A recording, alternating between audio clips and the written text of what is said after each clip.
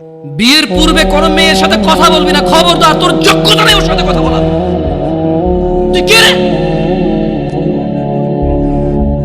বামন হয়ে চাঁদের দিকে হাত বাড়াবি না। আমার বোনরা চাঁদ। ওয়াল্লাহি যেদিন ইসলামী শাসন আসবে, যেদিন ইমাম মেহেদী আসবে, যেদিন ঈসা আলাইহিস সালাম আবার আসবে, ওনার বন্দরের উপর যারা হাত দেবে উনি হাত কেটে ফেলবে। তুই বামন হয়ে চাঁদের দিকে হাত বাড়াইস না। আমার বোনরা চাঁদ।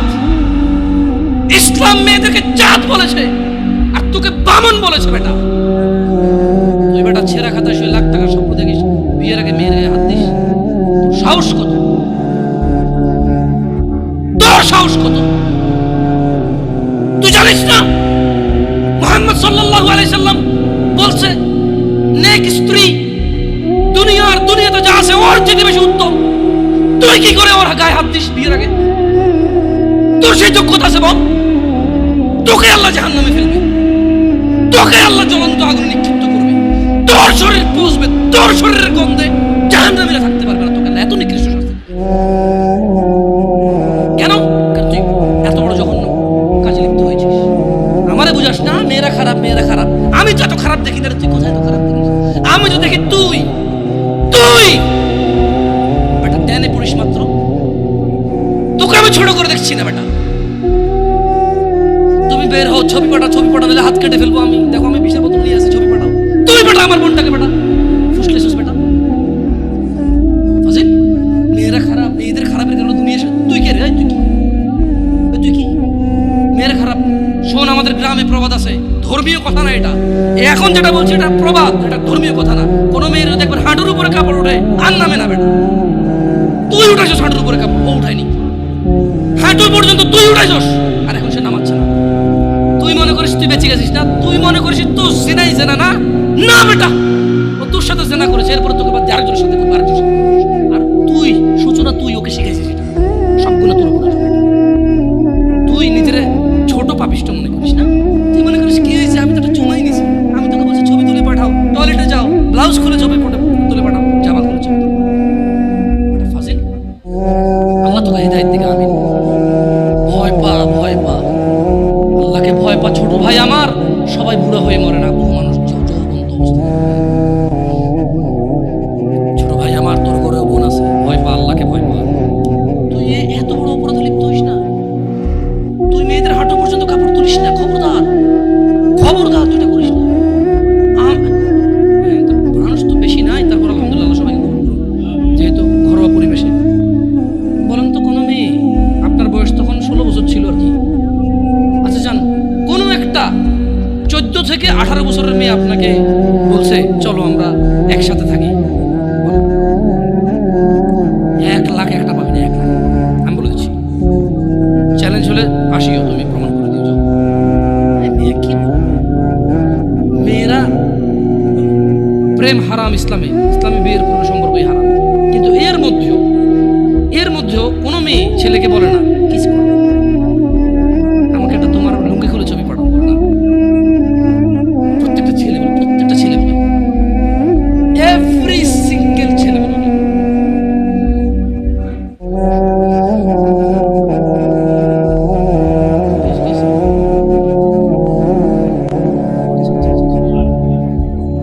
ঠিক আছে, বন্ধ করবো। জানো না, মানুষকে কষ্ট দিয়ে না, মানুষকে কষ্ট দিয়ে না, জামা বন্ধ করবো। আপনার সাউন্ডটা আরো একটু করি, কেমন? মানুষজন যাতে কষ্ট না পায়, কেমন? কারণ সবাই বাধ্য না, সবাই বাধ্য না তো। না না, ঠিক আছে, না না, জানালাগুলো বন্ধ করে দেন, মানুষ যাতে কষ্ট না পায়, কারণ সবাই তো বাধ্য না। আর সাউন্ড সিস্টেমটাকে আরো কি করবেন, মানে এরপরের হালাকা না, নিচে আপনি মাইক লাগাবেন, মাইকের সাউন্ড লিমিট করবেন। আপনি দেখেন, এটা তো টেকনোলজিক্যাল ব্যাপার, রাইট? আমি আপনাদেরকে অনুরোধ করবো, এরপরে আরো অনেকেই আসবে, রাইট? প্রতি মাসেই হয়তো আসে। আপনাদের যেখানে যেখানে যারা যারা বসে, সংশ্লিষ্ট ওই এরিয়াতে যাতে সাউন্ডটা সীমাবদ্ধ থাকে। নিচতলায় তো আর এখানকার সাউন্ড যাবে না, নিচতলায় আলাদা একটা সাউন্ড ওই লাগাই দেন, মাইক্রোফোন লাগাই দেন, মানে স্পিকার, সরি। নিচতলায় কি আর একটা, আর মাটিতে বাড়ি দিলে কে যেতে ওঠে, ওটা তো হয়। যাই হোক, তো তোমরা এই অন্যায়টা করবা না। আর যদি তোমাদের মনে হয় যে না, তোমাদেরকে কোনো 16 বছরের 17 বছরের যুবতী গর্ভবতী মেয়ে বলছে যে মানে আজে বাজে অফার করছে, আমাকে বলিও, আমার ফেসবুক আইডি তো জানাই আছে না, আমাকে বলে ভাই ভাই ভাই এক আজব ঘটনা ঘটে গেছে ভাই, 16 বছরের মেয়ে আমাকে বলতেছে আজে বাজে কথা। কাঁটা দিয়ে কাঁটা তোলা লাগে সবাই বলে, কিন্তু কাঁটা দিয়ে কাঁটা তোলা যায় না। ঘিও সোজা আঙুলে নিতে হয়, না উঠলে বাঁকা করা যায় না। বাঁকা করলে উঠবে, কিন্তু অন্যায় করতে হবে। মানে সোজা আঙুলে ঘি উঠে না, বাঁকা করতে হয়। যারা বলে তারা কিন্তু বাঁকা মানে আঙুলটাকে বাঁকা করবে বলে না, পদ্ধতি চেঞ্জ করবে বলে। আমার মনে হয় কিছু জিনিস পরিবর্তন হওয়া উচিত। অ্যাজ এ উদাহরণ উদ্ধৃতি হিসেবে ভালো ফ্রেশ জিনিস আসা উচিত, যেটা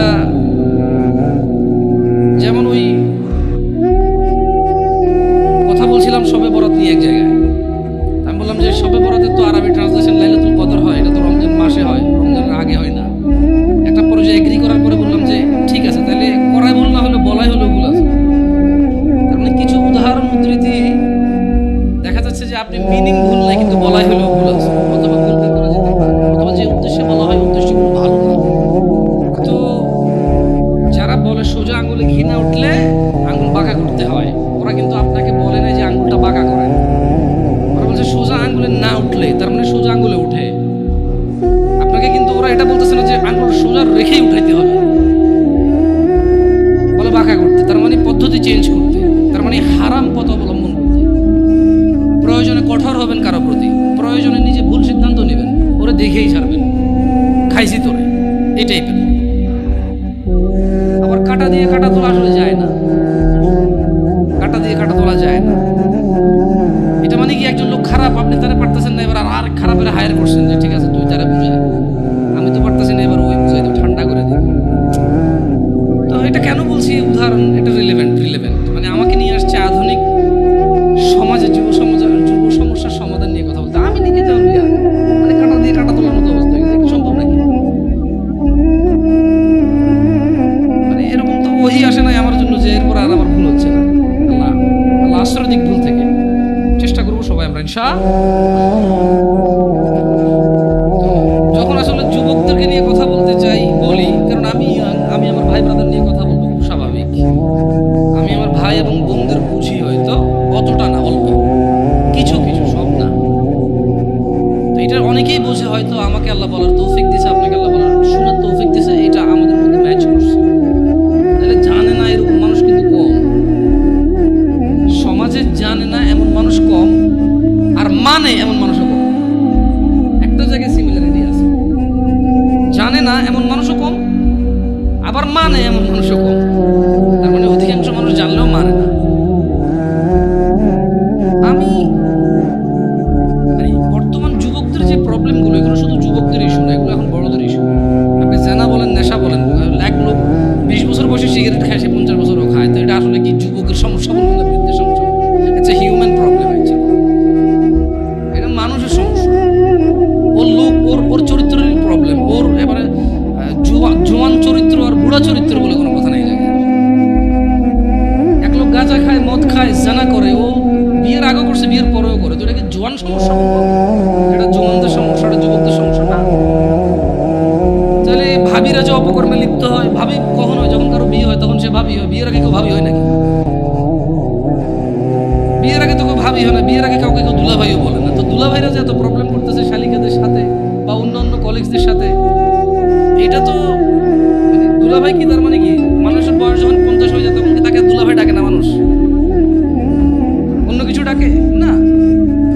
আপনি যদি ইয়াংদের মধ্যে ওরা গোপন করতে পারে না।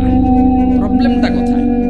প্রবলেম হচ্ছে 30 বছরের এক লোক মহিলার সাথে শুয়ে সমস্ত সম্পদ ব্যয় করে দিতে রাজি, যাতে কেউ না জানে।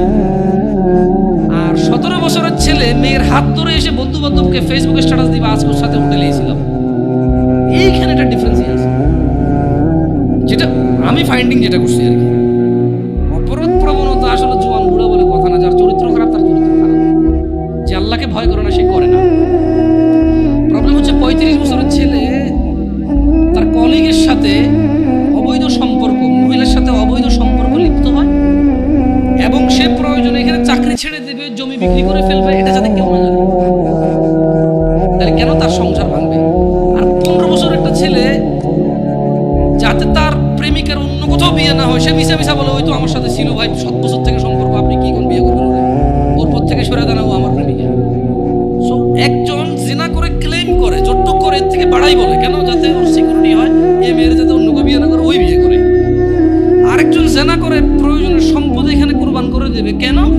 কারণ যদি কেউ শুনে তাহলে ওর সংসার ভেঙে যাবে, মানে বিয়ে যেটা সেটা ভেঙে যাবে। দুজনের সাইকোলজি দুই রকম, এই একটা পার্থক্য আমি দেখছি। আদারওয়াইজ বুড়া জোয়ান কেউ পিছায় না আর জানাবে পিছনে। কেমন? আবার যুবকরাও তো গোপন করতে পারে না।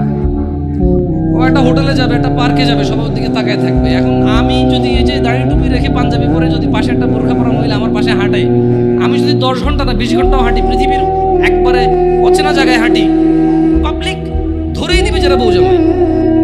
প্রবলেম হচ্ছে 16-17 বছরের যুবক, গায়ে স্কুল মাদ্রাসার ইউনিফর্ম, মহিলা এবার বোরখানা যদি বস্তা গায়ে দিয়েও থাকে, লাভ নাই। পাবলিক বুঝে এরা কারারে কেন হাঁটতেছে এই জায়গায়। কিছু প্রবলেম ফাইন্ডিংস হয় ইজিলি, কেমন? আদারওয়াইজ সব মানুষই এখন ব্যাকহিয়ালি। আফসোস লাগে কোন যুবকের জন্য, যে যুবক তার যৌবন আল্লাহ দিছে, তার মেধা আল্লাহ দিছে, যে যুবতী তার যৌবন আল্লাহ দিছে, মেধা আল্লাহ দিছে, কি একটা তরু তাজা বয়স, এটা টাটকা ব্রেইন, সুবহানাল্লাহ, একদম ফ্রেশ ক্লিন, এত পাপে জর্জরিত না, পাপ করে জং ধরে যায় না, এমন একটা হৃদয় আছে আল্লাহ ওকে দিছে। এটা সুবহানাল্লাহ, ওই হৃদয়টা দিয়েও সে অনুভব করে না আল্লাহকে এবং দ্বীনকে। সে উদাসীনতায়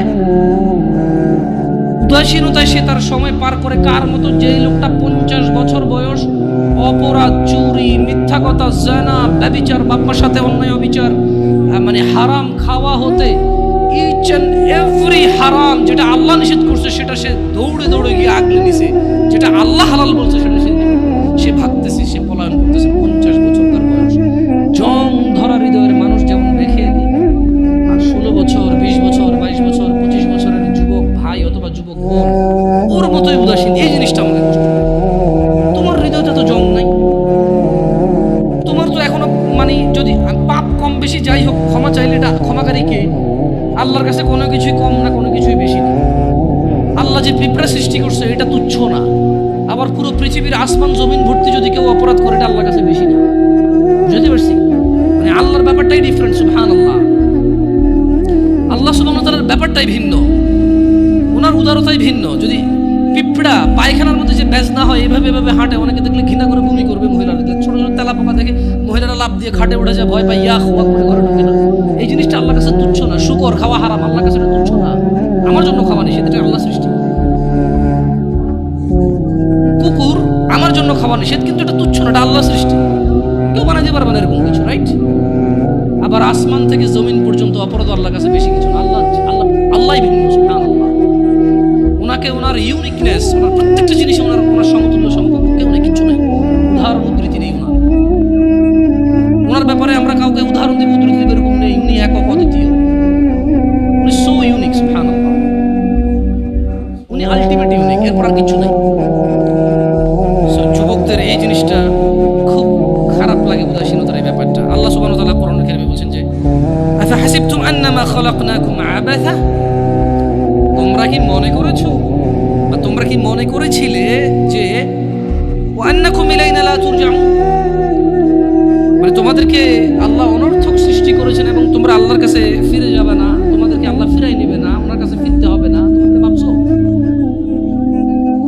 মানে 20 বছর বয়স, তোমার ঘুম আসলে ঘুম আসে, 2 দিন জেগে থাকতে চাইলে জেগে থাকতে পারো, হ্যাঁ, বল করতে পারো, ক্রিকেট খেলার সময় বল করতে পারো 60 কিলোমিটার বেগে, ফুটবলে কিক দিলে যে গোলকিপারে ধরো ওর হাত লাল হয়ে যায়, গরম হয়ে যায় তোমার কিকের পাওয়ারে, হ্যাঁ, তুমি এক দৌড় দিয়ে বুলেটের গতিতে যা হুন্ডার কাছে রেস দিতে পারো, সাইকেলের আগে দৌড়াইতে পারো, হ্যাঁ, আস্তে করে লুকিয়ে থেকে জাম্প দিয়ে যায় বিড়াল ধরতে পারো, পাখি ধরতে পারো, হ্যাঁ, রাতে 2টা বাজে কাউরে ভয় পাও না, প্রেমিকার ঘরের সামনে যে শার্ট খুলা তুই বাইরে বিড়ালে বিলেট দিয়ে হাত কেটে এলাম, এগুলো বলতে পারো, চ্যালেঞ্জ দিতে পারো। তুমি একটা কিছু না,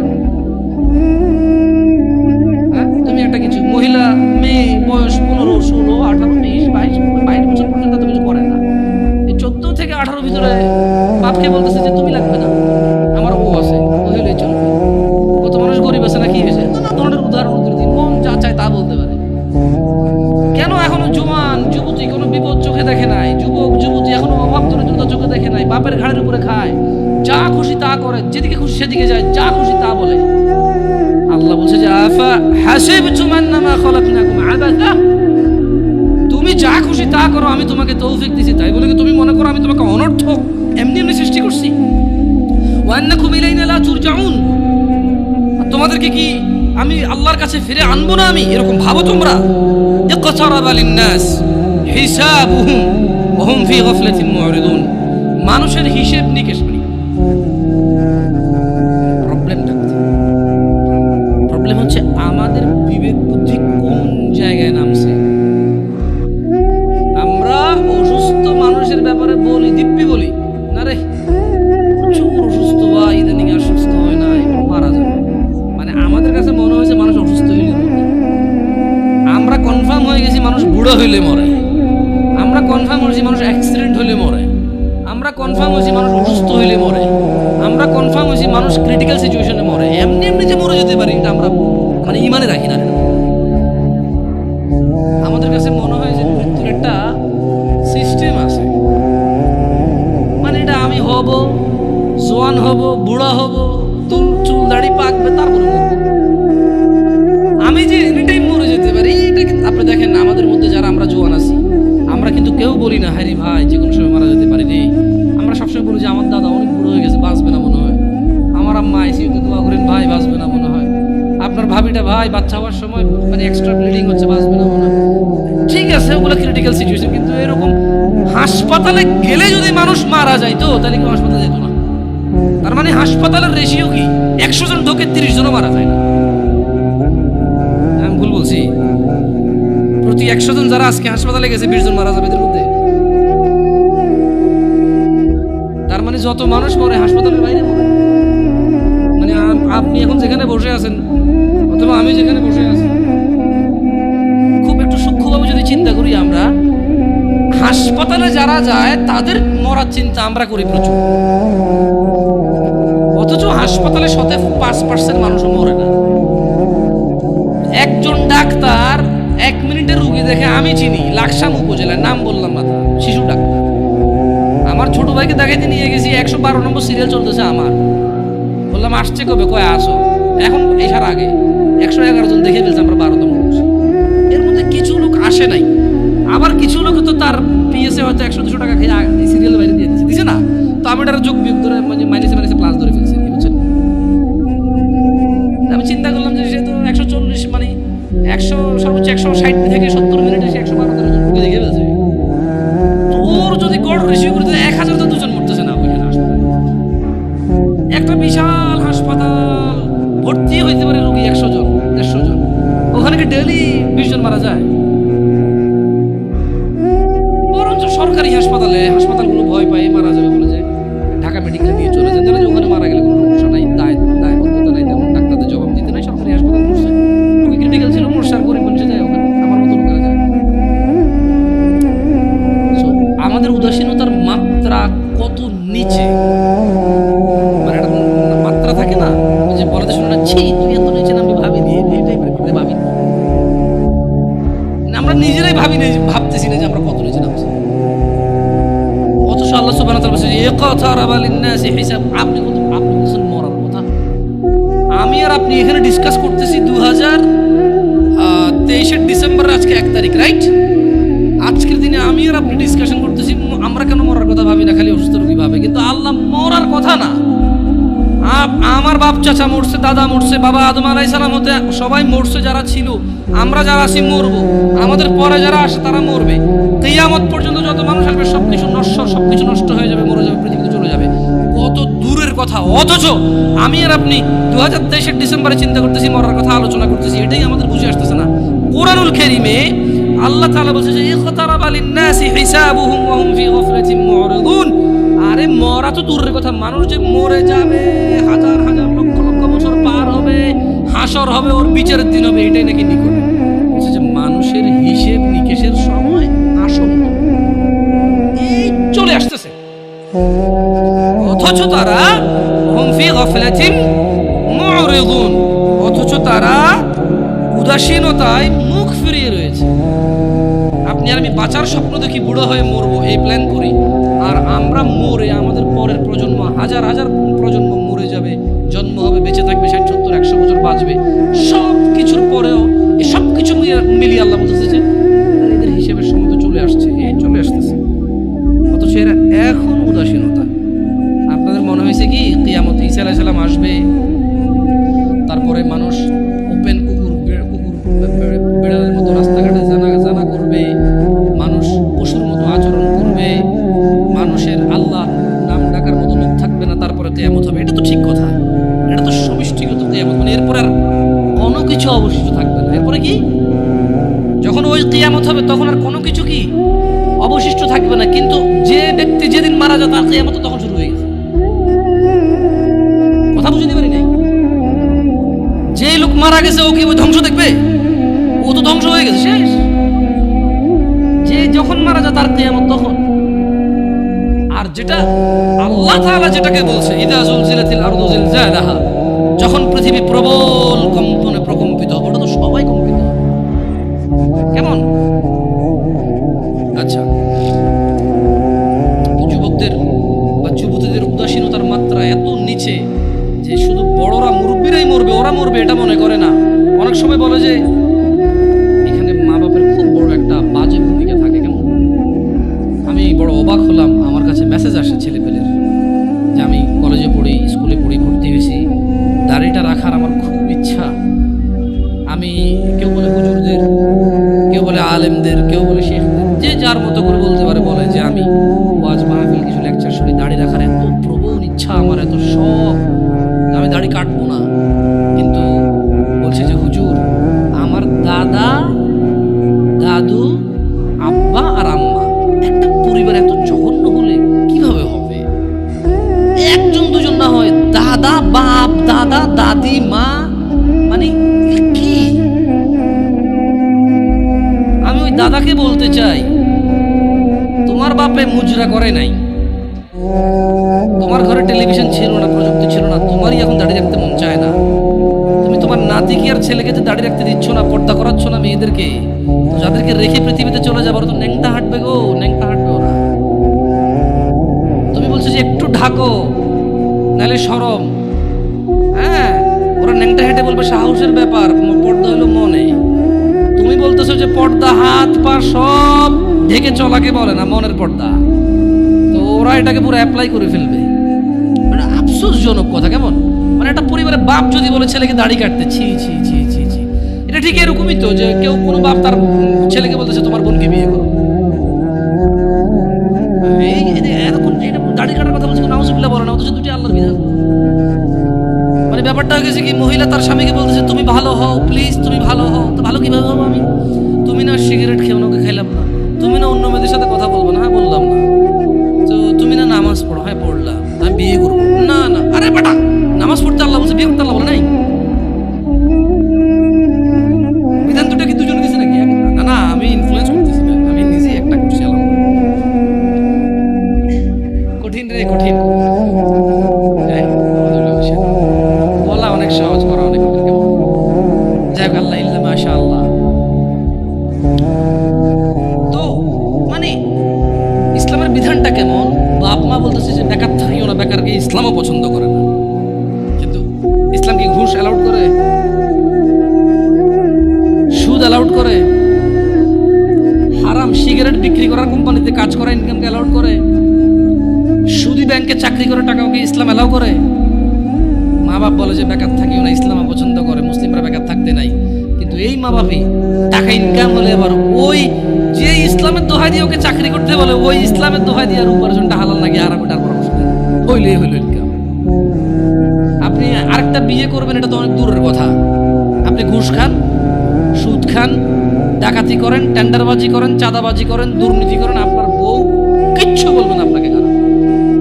খালি অপরাধের মধ্যে একটা অন্য মহিলার সাথে কথা বলেন, তারপরে দেখেন আপনার অপরাধ কি।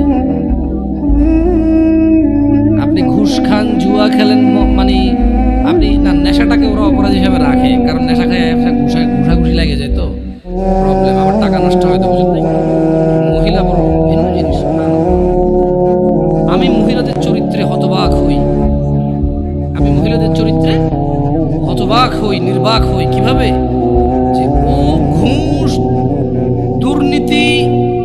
চাঁদাবাজি, টেন্ডারবাজি, মিথ্যা কথা, মারামারি কোনো কিছুকে স্বামীর বদনাম মনে করে না। অপরাধের মধ্যে নেশাটা করলে এবং অন্য মহিলার সাথে কথা বললে এই তার আর সহ্য হয়, কারণ এটা তার রিলেটেড। নেশা করলে তার হক নষ্ট হয়, অন্য মহিলার সাথে কথা বললে সে মনে করে তার হক নষ্ট হয়।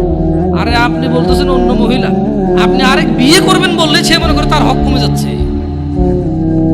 আমি একবার একজনকে বললাম, আমাকে বললো যে না না আমি আবার মহিলাদের সাথে কথা বলি না, এটা আপনারা চেক করি না, আমার ফেসবুকে মেসেজ দিয়ে চেক করে আমি রিপ্লাইও দিই না। প্রশ্ন এটা খুব ক্রিটিক্যাল মনে হয়, রিপ্লাই করে দাও লিখে। কথা বলবো ভয়েস মেসেজ এগুলো অ্যালাউড করি না। কেমন আমার কথা লিখে যান, উত্তর পারলে দিব, নাহলে ইগনোর করে দিছি, শেষ।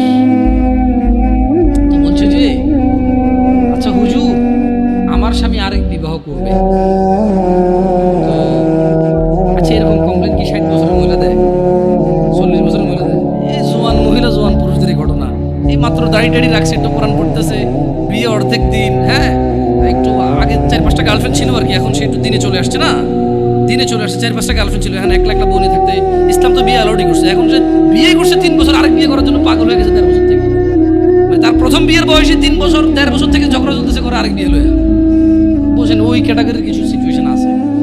তো মহিলা বলছে যে মানে তিনি বোন বলছে যে লিখছে আর কি। তো আমি মনে হয় 15-20 দিন পরে মেসেজ ওপেন করে দেখলাম যে হ্যাঁ লম্বা এক চিঠি। প্রথম কথা এত লম্বা লিখলাম ইগনোর করে পড়ি না, কিন্তু কে পড়বে এটা। তো তারপরও আল্লাহর ওয়াস্তে পড়তে বলেছে, আমি লিখেছি যে আল্লাহর ওয়াস্তে পড়া ঠিক না, আপনি এটা বলবেন না কাউকে। তো ঠিক আছে পড়তেছি এক পর্যায়ে বললো যে আমার স্বামী আরেক বিবাহ করতে চায়। আমি বললাম আল্লাহ তাকে এই অধিকার দিছে, করতেই পারে, হোয়াট ইজ ইউর প্রবলেম? তো সে রিপ্লাই দিল যে না হুজুর, ব্যাপার হচ্ছে আমি এখন একা আমারই হক ঠিকভাবে আদায় করতে পারে না, সে যদি আরেক বিবাহ করে তাহলে আমার হক কি কমে যাবে না? আমি বললাম কিভাবে? বলো যে ইসলাম তো ইনসাফ হিসেবে বলছে এই বউর কাছে যা থাকবে এই বউর কাছে তা থাকবে, তাহলে আমারটা ভাগ হয়ে অর্ধেক হয়ে গেল না, কমে গেল না? আমি বললাম তাহলে আপনার ভাই বোন কয়জন? 3-4 জন। আমি বললাম তো আপনার আব্বা যখন প্রথম ছেলে হয়েছে ওই ছেলে তো বলা ছিল আব্বা আরেকটা পোলা হওয়া মানে আমার জমিতে ভাগ হওয়া, খবরদার। সিম্পল কথা না? স্বামী যখন 2 বিয়ে করে বউর হক ভাগ হয়ে যায়, অর্ধেক হয়ে যায়, এটা জুলুম। তাহলে কোনো মা বাবার উচিত না একটার বেশি সন্তান নেওয়া, কারণ যত সন্তান তত ভাগ। যে যারা এগুলো মানে ইয়াংদের মধ্যে প্রবলেমগুলো বেশি আছে, তাহলে তো তিনি বোন তখন তো চিন্তা করা উচিত যে আমি তো পৃথিবীতে আসতে পারতাম না। আমার মা বাবা যদি চিন্তা করতো বাচ্চা একটা হয়েছে আরেকটা হলে ভাগ হয়ে যাবে জমি, তো আমারই দুনিয়াতে আসার কোনো কায়দাই ছিল না, ঠিক না? তা আসলে কেউ কারো হক কমাইতে পারে না, বাড়াইতে পারে না। যার জন্য আল্লাহ যা বরাদ্দ করেছে তার উপরে কি করতে হবে? এই থাকতে হবে। উদাসীনতা থাকা যাবে না। যুবকদের উদাসীনতার মধ্যে ছেলেদের প্রবণতা। আচ্ছা মহিলাদের কথা বললাম, পরে আবার আমি দেখছি কিছু ইউটিউব চ্যানেলে যাওয়ার পরে মহিলারা পুরো খেপে যায়, বলে যদি একতরফা কথা বলছে। গার্মেন্টস কর্মীদেরকে নিয়ে ছেলেদের খুব বাজে মন্তব্য থাকে, বিশেষ করে তারা রিয়েলিটি জানেও না, তাদের অবজারভেশন ঠিক আছে। প্রশ্ন আমি মুফতি নেই, কোনো প্রশ্ন নেই। আচ্ছা আপনারা জাজ করবেন, এটা আমি আপনাদের অনুরোধ করবো। আপনারা নাহলে ধ্বংস হয়ে যাবেন, আপনাদের উপায় থাকবে না। নাইলে খবরদার যাকে তাকে প্রশ্ন করবেন না। আমি যাকে তাকে বলতে পারি, মনে করো না যেই সেই, আমি যেই সেই। যেটা কথা বলতে পারি আলহামদুলিল্লাহ, আল্লাহ তো বরকত দান। ডাক্তার নির্বাচনের ক্ষেত্রে কিন্তু 5-7 জনকে জিজ্ঞেস করে কোন ডাক্তারটা ভালো হবে, মেডিসিন নাকি ডেন্টাল নাকি ওই যে কিডনি নাকি অর্থোপেডিক্স, ওটা। মুসলিমদের উচিত প্রশ্ন যখন তার কোন ক্যাটাগরির প্রশ্ন, এই ক্যাটাগরির প্রশ্নের জন্য কোন আলেমটা ভালো হবে, এভারেজ অ্যান্সার নিয়ে তালাকের প্রশ্ন যাকে তাকে জিজ্ঞেস করি, এটা আমি অনুরোধ করবো। আচ্ছা সবাইকে জিজ্ঞেস করেন, আমাকে জিজ্ঞেস করি না, আমি খুব খুব ক্রিটিক্যাল এইসব অ্যান্সার, সো টাফ, কারণ খুব জিম্মেদারি। বিশেষ করে তালাক এত বাজেভাবে হয় এই দেশে। তালাক দিয়েছে 3 বার বলছে, এখন কি 3 বার বলছে, 3 বার হয়েছে নাকি হয় নাই এটা কনফিউজ থাকা অবস্থায় বউরে নিয়ে আসে, আরেকবার তালাক দিয়েছে, এরপরে আনতে পারবে কিনা এটা প্রশ্ন। So critical. মানে 3 বার তালাক দিয়েছে, বউ জানা আলাদা হয়ে গেছে, এখন পোলা পাইনে কান্দে, বাড়িওয়ালা মিলা গ্রামে মিলাই দিয়েছে, এরপরে এখন আবার তালাক হয়েছে, এখন আগের বারে যে আসছে ওটা ঠিক আছে কিনা এটা নিয়ে প্রশ্ন। এখন তো তালাক তারা কনফার্ম হয়ে গেছে, বুঝতেছে। কিন্তু প্রশ্ন হলো যে হুজুর তাহলে আগে যে নিয়ে আসছিলাম ওটা কি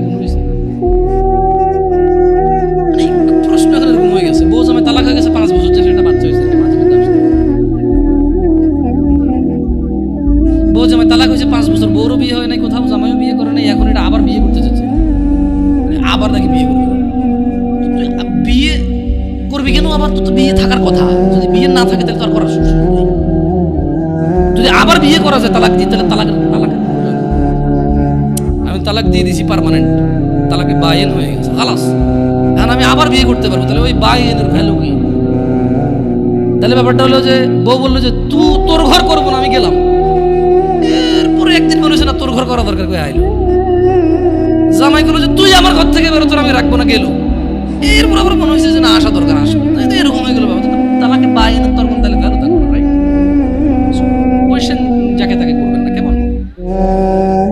যুবক ছেলেদের যেটা প্রবলেম বলতে চাচ্ছিলাম, মেয়েদের তো বললাম কেমন বিয়ের ক্ষেত্রে ওরা মানে আরো অনেকগুলো আছে, বললাম না। যেমন মেয়েদের বেশ কিছু প্রবলেম বলছি, জামাই সুদ খাক, ঘুষ খাক, মিশা কথা, টেন্ডারবাজি, চাঁদাবাজি, রাজনীতি কিন্তু ভালোভাবে কেউ দেখে না, আমিও দেখি না, সরি, তো রেকর্ডিং করে কিছু করার নেই। আমি পার্সোনালি এখন ভালোভাবে দেখি না। কেমন ওই যে আমাদের এলাকা তো ধরেন কুমিল্লার অঞ্চল, ছোটবেলায় যদি এসব জিনিস প্রমোট করাই উচিত না, আমি আমার অভ্যাস নেই এগুলো বলার, তারপর একটু এই রাজনীতি নিয়ে আসছে তো, আপনি যেখানে যাবেন ওই বিষয়টি কথা বললে আপনাকে ওই জায়গায় যাইতে হবে, কিছু করার নেই। ওই হারুন কিসিঞ্জার একজন ভদ্রলোক ছিল ছোটবেলায়, এগুলা ক্যাসেট প্লে করতো মানুষ, তো ও গান গাচ্ছিল যে কাজে কামে মন বসে না, করি রাজনীতি, এই নীতিতে কত মানুষ হয়েছে কোটিপতি।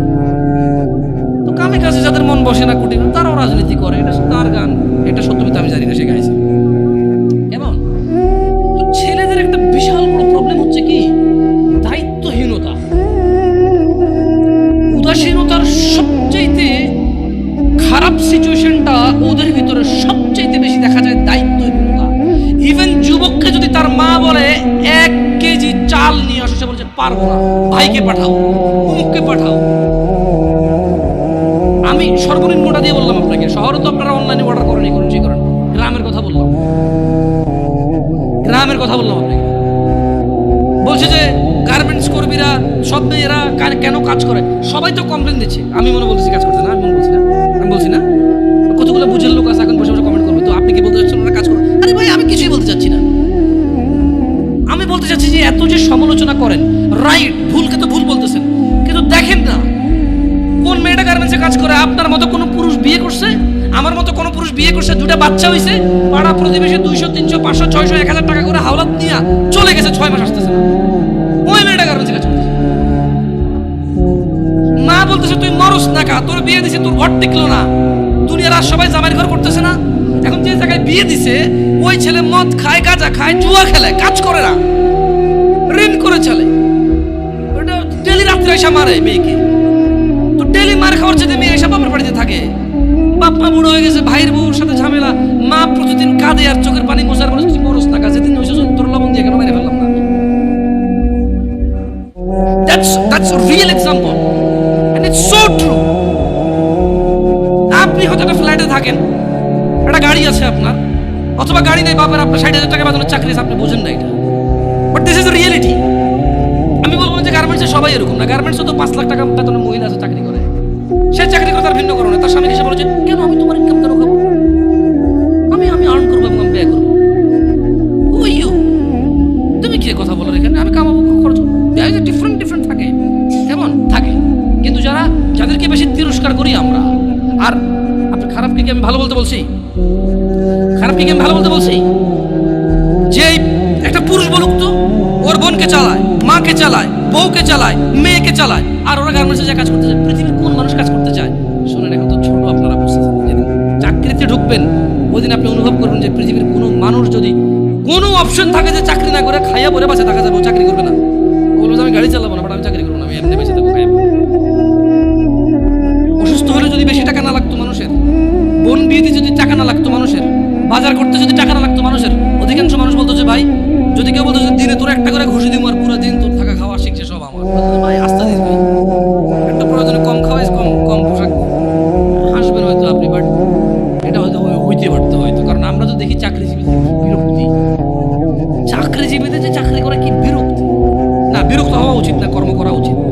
আমি রিয়েলিটি বলতেছি, মানুষের মানে এক্সপ্রেশনটা বলতেছি আপনাদের। তো ছেলেদের উদাসীনতা না হলে মেয়েরা কেন মানে আপনি একদিকে বলতেছেন যে এটা, আরেকদিকে দোষটা ওই মেয়ের যে কাজ করে, ওরও আছে আছে, ওরও আছে, ওরও আছে, কিন্তু আসলে কত নিরুপায় মানুষ আছে, আপনি কথা না বললে বুঝবেন না ভাই, বিশ্বাস করেন, কথা না বললে বুঝবেন না। ও হয়তো ও আল্লাহকে ভয় করলে আল্লাহর জন্য ভালো রাস্তা দিত, ও তো আল্লাহকে ভয় করে না, জানা ব্যভিচার, মানে গার্মেন্টসে যাওয়ার আগেও তো খুব একটা ভালো চলাফেরা করছে তা না। আপনি গার্মেন্টস কেন বলবেন? আপনি ধরেন না একবারে কোনো বড় কোনো একবারে ধরেন কিছু একটা বিশাল আয়োজন, ওটাই হোক না, ওটাই হোক না, হোয়াট এভার, কিন্তু বাপরে এরা জানি আমার টাইটেল জানে যে নারী কি বাধা দিচ্ছি আমি, না না না না, ওগুলো বলতেছি না, আমি নারীদের পক্ষে বলতেছি যে বোন তোমার কষ্ট আমি অনুধাবন করতেছি, আমি তোমার কষ্ট অনুধাবন করি যে তুমি কোন দুঃখে তুমি 12,000 টাকার জন্য রাস্তায় নেমে তুমি আন্দোলন করো, কারণ তোমার ঘরে থাকা স্বামীটা এতটাই অযোগ্য, তোমার ঘরে থাকা ভাইটা এতটাই বেখেয়ালি, এতটাই উদাসীন যে তোমার 4,000 টাকা পুরো মাসে তোমার পিছনে খরচ হবে না, সেটা তোমার ভরণ পোষণ নিতে পারে না।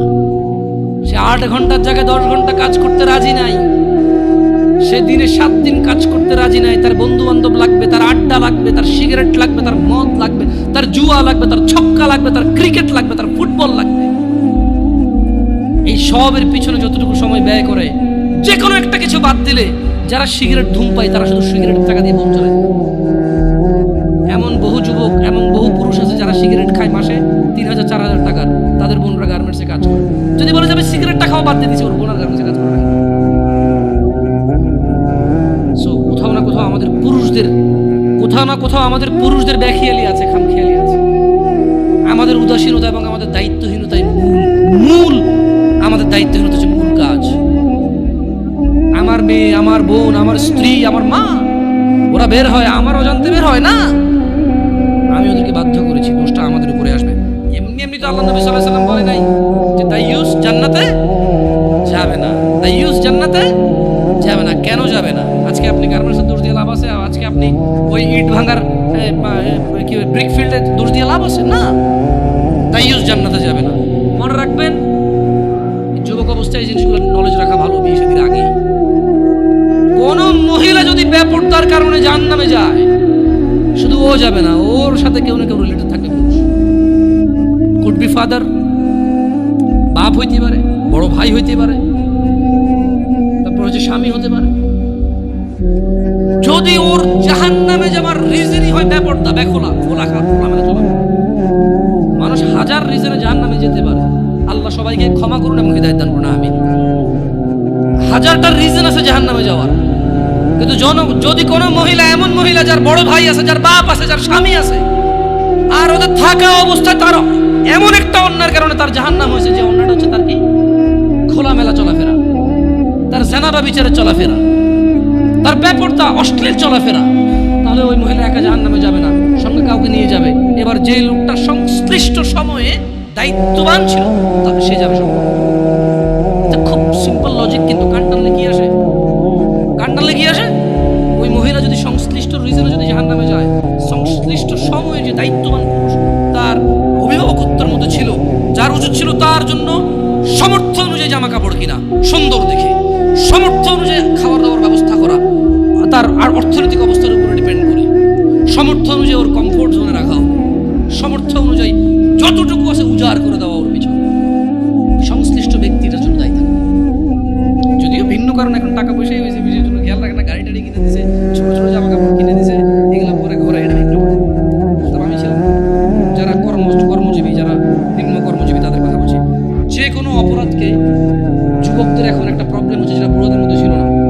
বুড়োদের একটা সমস্যা কি, মানে এমনভাবে কথা কয় না, বুড়ো বলবো না, বয়স্কদের, সরি আমার ভাষার কারণে কথা কিন্তু মিনিং চেঞ্জ হয়ে যাচ্ছে, এটা আমার ওইভাবে নিয়েও যাবে না, আমি খারাপ উদ্দেশ্য নিয়ে বলছি। মানে যারা বয়স্ক বৃদ্ধ, তারা দেখবেন যে কিছু হলে বলে যে আমগো যুগে এগুলো ছিল না ভাই, কি যুগ আইলো, রাইট? এটা মানে উনি যেভাবে বলতেছে, মনে হয় যেন ওনার চোখে কোনো মা বাপের পোলা পায়নি, ধাক্কাই নাই, মনে হয় যেন কোনো ভাই মারামারি করে মাথা ফাটায় মারা যায় নাই, মনে হয় যেন ভাই আর ভাবির কেলেঙ্কারিতে পরে বিয়ে ভাঙি আবার নতুন করে বিয়ে দেয় নাই, মনে হয় যেন মামু আর ভাগিনে ধরা পড়ে নাই। এটা এমনভাবে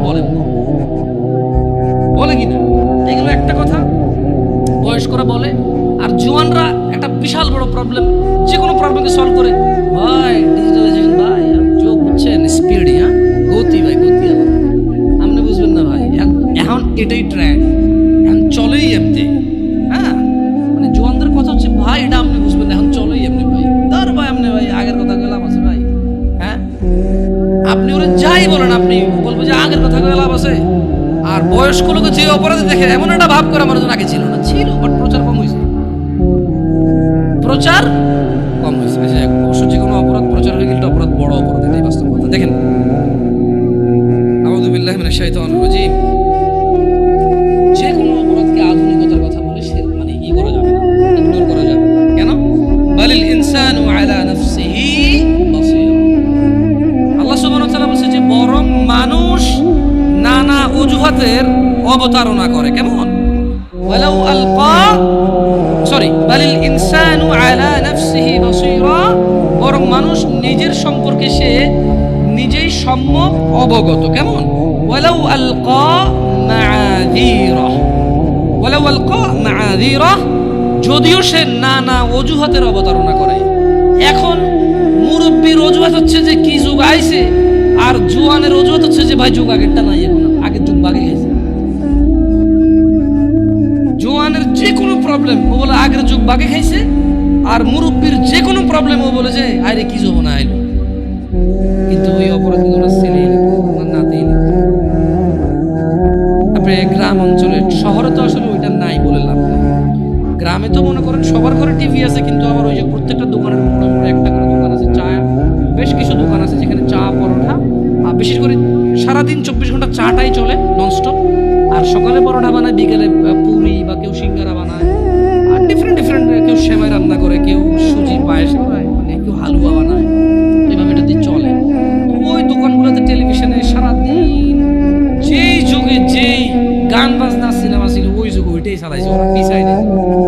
যদি বাংলাদেশ সরকার মানে আমাকে কখনো প্রশ্ন করে যে কারা ডিজিটালাইজেশনের সর্বোত্তম ব্যবহার করছে মানে সবার আগে এবং পুঙ্খানুপুঙ্খ, আমি বলবো যে গ্রামের চা দোকানগুলো।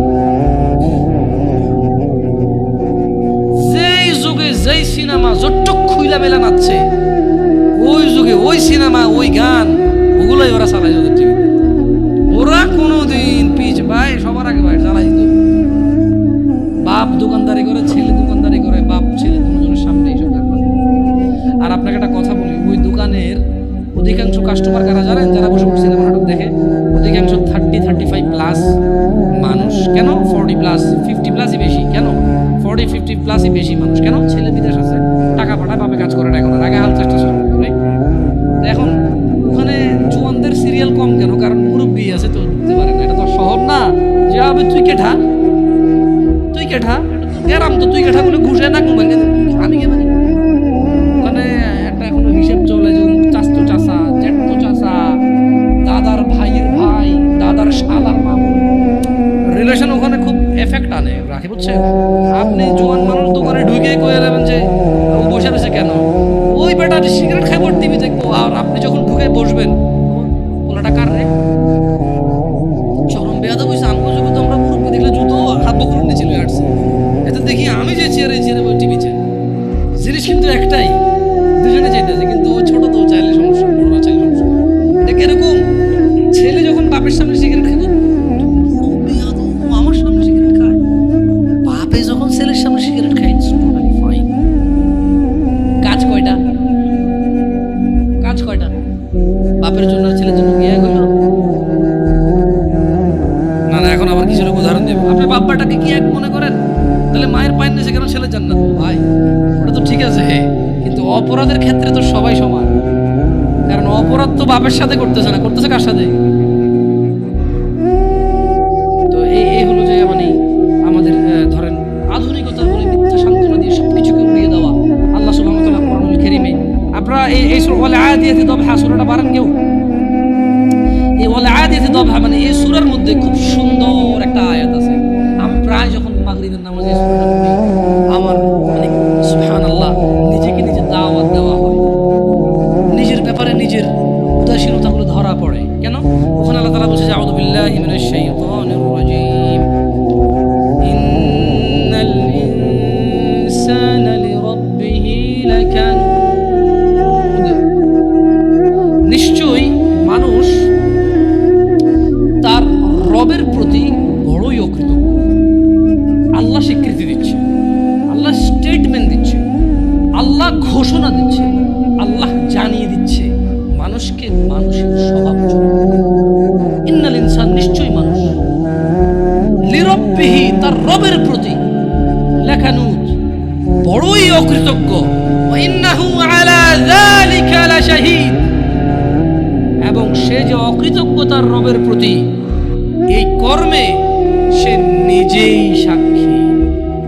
তো অকৃতজ্ঞ অনেকগুলো কারণের মধ্যে ছোট্ট একটা কারণ হিসেবে আল্লাহ বলছে যে ওয়া ইন্নাহু, সে তার রবের প্রতি তো খুব অকৃতজ্ঞ এবং এর জন্য সে নিজেই তার সাক্ষী।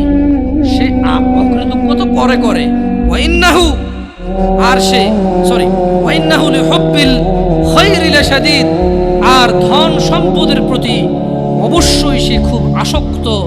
আফালা ইয়ালাম, সে কি জানে না, ইযা বু'সিরা মা ফিল কুবুর, যখন কবরে যা কিছু আছে সেগুলোকে উত্থিত করা হবে, উপস্থিত করা হবে। ইন্নাল ইনসানা লিরাব্বিহি লাকানুদ, নিশ্চয়ই মানুষ তার রবের প্রতি অকৃতজ্ঞ, মহিলা এবং পুরুষ উভয়কে এখানে বলছে। ওয়া ইন্নাহু আলা যালিকা লাশাহীদ, আর নিশ্চয়ই এই কাজে সে নিজেই সাক্ষী। ওয়া ইন্নাহু লিহুব্বিল খায়রি লাশাদীদ, ধন সম্পদ জমিয়ে রাখতে সে খুবই আসক্ত, খুবই আসক্ত। সে কি জানে না, ফালা ইয়ালাম, সে কি জানে না, ইযা বু'সিরা মা ফিল কুবুর, যখন কবরের ভিতরে যা আছে তা উত্থিত করা হবে। এটা কি সে জানে না? আমরা কি জানি না আমরা মরবো? বাট আমরা তো তখন জানি না, যখন আমরা ধন সম্পদে খুব আসক্ত হয়ে যাই, যখন আমরা ছেলে সন্তানে খুব আসক্ত হয়ে যাই, তখন তো আমরা এটা মাথায় রাখি। হারাম হালাল, আল্লাহ এবং মানুষের, আমার কাজ আর আল্লাহর কাজ, তখন তো আমরা ইম্পর্টেন্সটা দিতে পারি না। সত্য থেকে বিমুখ হওয়া অন্যতম একটি কারণ যুবকদেরকে বেখেয়ালি করে রেখেছে। আল্লাহ তাআলা কোরআনুল কারীমে বলছেন, ওমান আযলামু মিম্মান যুক্কিরা বিআয়াতি রাব্বিহ, আর তার চেয়ে অধিক জালেম কে হতে পারে, আর তার চেয়ে অধিক জালেম কে হতে পারে, বিআয়াতি রাব্বিহ, যাকে তার রবের আয়াত সমূহ সম্পর্কে স্মরণ করিয়ে দেওয়া হয়েছে, ফাআরাদা আনহা ওয়া নাসিয়া মা কদ্দামাত ইয়াদাহ, অতঃপর সে তা থেকে মুখ ফিরিয়ে নিয়েছে, বিমুখ হয়েছে এবং সে ভুলে গিয়েছে। ইন্না জাআলনা আলা কুলুবিহিম আকিন্নাহ আন ইয়াফকাহুহু ওয়া ফি আযানিহিম ওয়াকরাহ ওয়া ইন তাদউহুম ইলাল হুদা ফালান ইয়াহতাদু ইযান আবাদা, আর তার চেয়ে অধিক জালেম কে হতে পারে, যাকে তার রবের আয়াত সমূহ সম্পর্কে স্মরণ করিয়ে দেওয়া হয়েছে, অতঃপর সে তা থেকে মুখ ফিরিয়ে নিয়েছে এবং সে ভুলে গিয়েছে, তার দু হাত পেশ করেছে। নিশ্চয়ই আমরা, আল্লাহ বলছেন, তাদের অন্তরের উপর আবরণ দিয়েছি, যেন তারা কোরআন বুঝতে না পারে, এবং তাদের কোনো বধিরতাও, তাদের কানে বধিরতাও এঁটে দিয়েছি। আর আপনি ও মুহাম্মদ সাল্লাল্লাহু আলাইহি সাল্লাম তাদেরকে সৎ পথে ডাকলেও তারা কখনো সৎ পথে আসবে না। তার মানে যখন মানুষ জুলুম করে, জুলমের সর্বোচ্চ পর্যায়ে চলে যায়, তখন তার জন্য দুর্ভাগ্য, আল্লাহ তার হৃদয়কে আবরণ দিয়ে ঢেকে দেয়। খবরদার যুবক ভাইরা আমার, জানা ব্যভিচার, গান বাজনা, নেশা, এটাই তো তোমাদের মূল প্রবলেম এখন। আই ডোন্ট নো, আমি জানি না তোমাকে কিভাবে এটাকে রিমুভ করব। ওয়াল্লাহি আমি কোনো মন্ত্র জানি না, আমি কোনো তন্ত্র জানি না। এই পৃথিবীতে কে এমন মন্ত্র জানে, তন্ত্র জানে, তাও আমি জানি না। আমার কাছে এমন কোনো ঔষধ নেই যেটা জাড়িবুটি বা আধুনিক মেডিকেল সায়েন্সের উন্নতির দ্বারা এমন কিছু আবিষ্কার করেছে যে বড়ি বা ট্যাবলেট তোমাকে আমি দেবো বা সিরাপ দিব তোমাকে আমি, তুমি খাবা, জানা, নেশা, এগুলো থেকে তুমি মুক্ত হবা, আমার জানা নাই। তোমাকে একটাই জিনিস, বোন আমার, তোমার বয়স মাত্র 12, কেন তুমি কারো বিছানায় চলে যাচ্ছ? Why? তুমি দেখো না তোমার বড় বোন প্রেম করেছে, 3টা বিয়ে কারোর সাথে হয়নি, শিক্ষা নাও ওখান থেকে। বোন আমার, তুমি দেখো না, তুমি দেখো না তোমার বোনের কি প্রবলেম, তার স্বামীটা আরেক মহিলার সাথে সময় কাটায়, তাকে সময় দেয় না। তুমি যে আরেকজন পুরুষের সাথে সময় দিচ্ছ, ওর তো স্ত্রী আছে। তোমার বোনের ফ্যামিলির প্রবলেম তো তুমি যার সাথে সময় দাও তারও ফ্যামিলির প্রবলেম। যুবক ভাই আমার তোমার বোনকে নিয়ে আর পারছো না, তুমিও তোমার মন চাই তোমার দুলাভাইকে মারতে, বাইন্দা পেটাইতে। কেন? সে তোমার বোনকে কষ্ট দেয়, পরকিয়া করে তোমার বোনের উপর সন্দেহ করে জুলুম করে। তুমিও তো কারো দুলাভাই, তুমিও তো আরেক মহিলার সাথে সময় কাটাও, তোমার বউকে সময় দাও। তোমার শালারও তো মন চায়, তোমার সম্বন্ধী শ্বশুরও তো মন চায় জামাই বা দুলাভাইয়ের পিটাই ধরে। কেন এভাবে বিচার করো না যুবক? বোন আমার, তোমার বয়স মাত্র 14, মাত্র। তুমি এই বয়সে সিগারেট খাওয়া শুরু করে দিছ, আফসোস করো আমার। আর তুমি তোমার এই নাজুক, মহামূল্যবান, ইজ্জতদার তোমার শরীরকে আল্লাহ কত মূল্যায়ন করছে। তুমি জাহান্নামে গেলে তোমার বাপ জাহান্নামে যাবে, ভাবা যায়? মানে তুমি তোমার বাপের কান, তুমি তোমার ভাইয়ের কান, তুমি তোমার স্বামীর কান, ওরা হলো মাথা। আচ্ছা, তুমি হলা মাথা, ওরা হলো কান। তুমি হলা মাথা, ওরা হলো কান। তোমাকে আল্লাহ কত মূল্য দিছে। কারো মাথার মধ্যে যদি কেউ বাড়ি দেও, কি বাঁচবে? বাঁচবে না। যত বড় ডাক্তার, কবিরাজ, যত উন্নত চিকিৎসায় নিয়ে যাক, যদি ওর মাথা ফেটে চৌচির করে দেয়, মস্তিষ্ক বেরিয়ে যায়, ওর বাঁচার চান্সেস কতটুকু, বাঁচার কতক্ষণ আছে? তোমাকে, তোমার এই ছোট্ট 3.5 হাত বডিকে আল্লাহ কত ইজ্জত দিছে, কত সম্মান দিছে। যদি কেউ তোমাকে জোর করে জেনা করে, তাকে, সে যদি বিবাহিত হয়, তাকে জুমা মসজিদের সামনে অথবা মহাসমাবেশে প্রকাশ্যে কোমর পর্যন্ত গেড়ে পাথর মেরে মেরে মেরে ফেলতে হবে। কেন? সে তোমার গায়ে হাত দেয়। তোমার ইজ্জত বাবু কত উপরে। তুমি কি আর আল্লাহর সৃষ্টি জাতা? আল্লাহর সৃষ্টি বনি আদম, ওয়ালাকাদ কাররামনা বনি আদম। আল্লাহ সুবহানাহু ওয়া তাআলা বলছে যে আমি বনি আদমকে কারাম করেছি, ওদেরকে আমি সম্মানিত করেছি। ওই সম্মানিত সম্প্রদায়ের সবচাইতে মূল্যবান তুমি।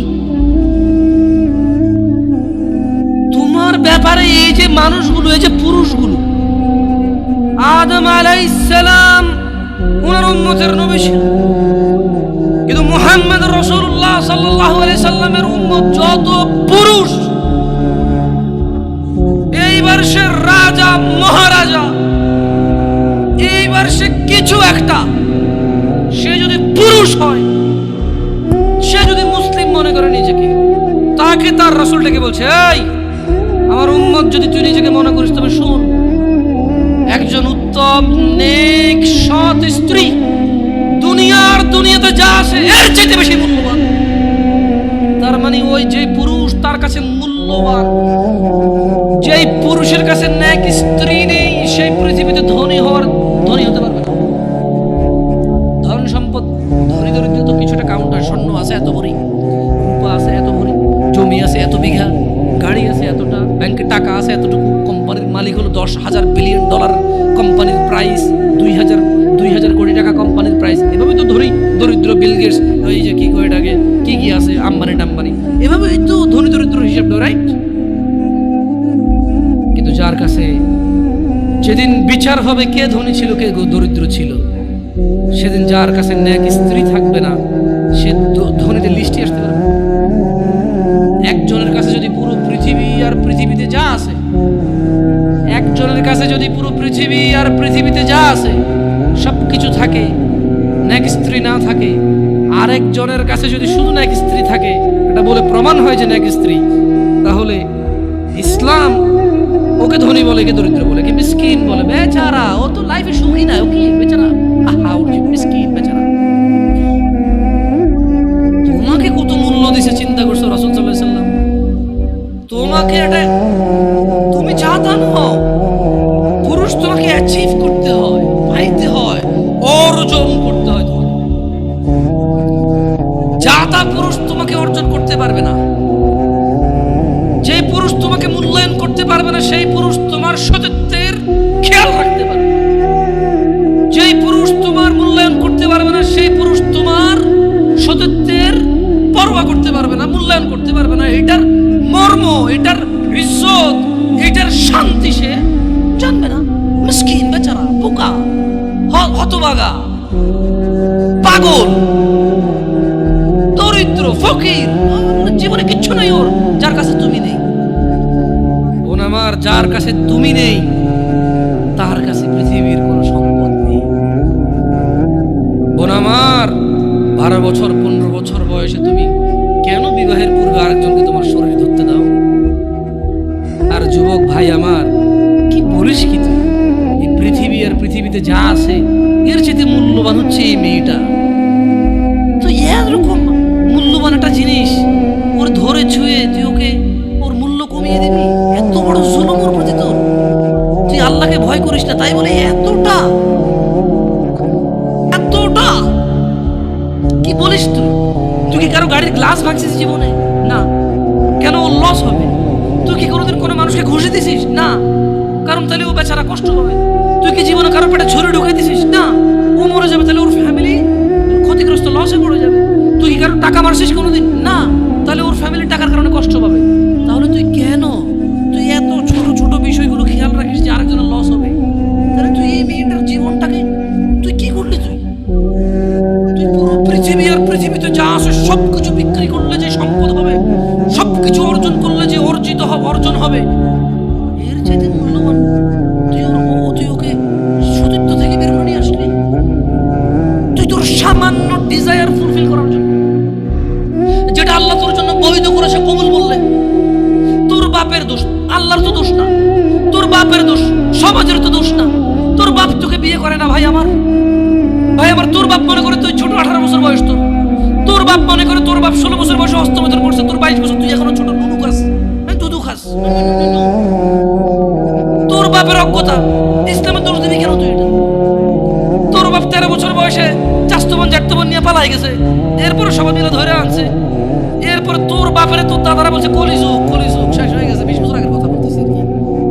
তোর বাপ 14 বছর বয়সে লুকায় লুকায় খেয়েছি। ওই কি? আরে ভাই, আপনি শহরের ভাই, শহরের বয়স কত হয়েছে? আর সব মানুষ শহরে গেলে আমি দেখছি তো। ঢাকা শহর খালি হয়ে যায় কেন জানি? আমারে বলেন না যে আমরা না ঢাকা শহরের থেকে কিছু বুঝি না। হ্যাঁ, এবার বলবেন না আমাকে, আমি বাংলা পারি না, একটু পারি, এবার বলার দরকার নেই আমাকে। না, আমরা জানি আপনার সব মানুষই গেলাম ঢাকা শহর ঈদ হলে সব খালি হয়ে যায়, ওই যায়। হ্যাঁ, তো তোর বাপ ওই যে এখন কেউ বলে না যে সুপারি বাগান চেনেন না, ওই যে খেরের চিন, এগুলো বোঝেন না, বললেন না আমার যে কনটেক্সটে কথা বলা বুঝে আসবে না। একটু শিখলে তো বলার দরকার নেই, কেমন? আমি জানি আপনি বুঝেন না, বুঝের ভান করতে। আচ্ছা, তো তোর বাপে 14 বছর বয়সে এই বাঁশবাগান আশবাগানে যে সেনায় লিপ্ত ছিল, তোর বয়স 25, এখনো ছেলেটা বড় হয়নি।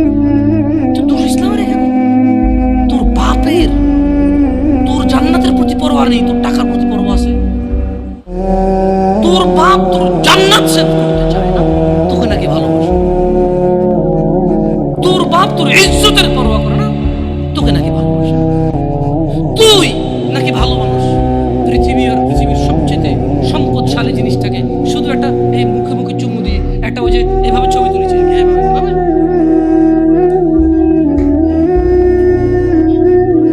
এরপরে ফোল্ডার বানায়, ফোল্ডার লক করে রাখছে যাতে কেউ না জানে। এরপর ওই মায়ের বিয়ে ঠিক হয়ে ধমক দেয়, ছবি পাঠাবো একটা একটা। সামান্য ডিজায়ার যেটা তোর হালাল ভাবে আল্লাহ দিয়েছে, একটু সবর কর, একটু সবর কর। তুই ক্লাস 5 এ পড়তেছিস, 6 এর জন্য ওয়েট করতেছিস না? তুই ক্লাস 8 এ পড়িস ভাই আমার, ছোট পিচ্ছি সোনামণি ভাই আমার। তোকে আমি আমার মাথায় রাখি, তুই বলছিস রাগ করিস না। তুই বললে আমি না অত তো সিনেমা নাটক দেখি না, তোরাই কোস, তুই বললে আপন, তাই তোরা আপন করে বলতেছি। আবার কোস না হুজুরের ব্যবহার খারাপ। উনি তুই করে কেন বল, উনি এভাবে কেন কথা বলে, নিজেকে কি মনে করে? না, তোরাই ডায়লগ দিস। আসলে তুই বললে আপন মনে হয়, আমি এই জন্য ভাই তোরা আমার কোস, তুই বলে আপন, আমি তুই। আমি তো সৌদি আরব বড় হয়েছি, আমি তো দেশে বড় হইনি। আমি আসার পর সব ডাইরেক্ট দিছি, আসলে আপন জনকে তুই বলে। হ্যাঁ, তুই বললে আপন মনে হয়, আমি তো আপন মনে করি। আমি 1450 বছর আগে আল্লাহ আমার কাছে তুই আমার ভাই, কত আপন তুই চিন্তা কর। তোরা তুই মনে কারে কমরে ভাই আমার, তুই আমার আচরণে যাইস না। হ্যাঁ, তুই আমার কত পুরনো ভাই তুই জানিস। আমার মায়ের পেটের ভাইটা আমি যেদিন জন্ম হয়েছি বুঝতে পারছি, সেদিন আমাকে আমার বাপ মা, আমার পরিবেশ বলছে আমার মায়ের পেটের ভাই। কিন্তু মুসলিম, তুই আমার ভাই, 1450 বছর আগে এটা ঘোষণা হয়ে গেছে পৃথিবীতে। তোকে যদি আমি তুই না বলি, আদর করে না বলি, আপন না মনে করি, কাকে মনে করবো না? তুই তো আমার তুই তো আমার আপন। এমন করিস না ভাই আমার। তোর বয়স সবে 14 বছর। একটু অপেক্ষা কর, একটু অপেক্ষা কর। তোর বাপ বিয়ে করেছে, তুই পৃথিবীতে আসছিস। তুই এমনি এমনি আসিস না। তুইও বিয়ে করবি, তুইও পৃথিবীর সমস্ত সুখ পাবি ইনশাআল্লাহ। তোর ছেলে সন্তান এমনি এমনি আসবে না। তুইও আল্লাহর দেওয়া নিয়ামত উপভোগ করবি এবং আল্লাহর প্রশংসা করবি। ভাই আমার, অপেক্ষা কর। খবরদার, বেখেয়ালি হওয়া যাবে না, বেখেয়ালি হওয়া যাবে না। আর নিজের সামান্য ডিজায়ারকে ফুলফিল করার জন্য পৃথিবীর সবচেয়ে দামি সম্পদটাকে সবচাইতে সস্তা নিকৃষ্ট করে দেওয়া যাবে না। কেমন? বিয়ের পূর্বে কোনো মেয়ের গায়ে হাত দিবি না ভাই আমার, খবরদার। বিয়ের পূর্বে কোনো মেয়ের সাথে কথা বলবি না, খবরদার। তোর যোগ্যতা নেই ওর সাথে কথা বলার। তুই কে রে? বামন হয়ে চাঁদের দিকে হাত বাড়াবি না। আমার বোনরা চাঁদ।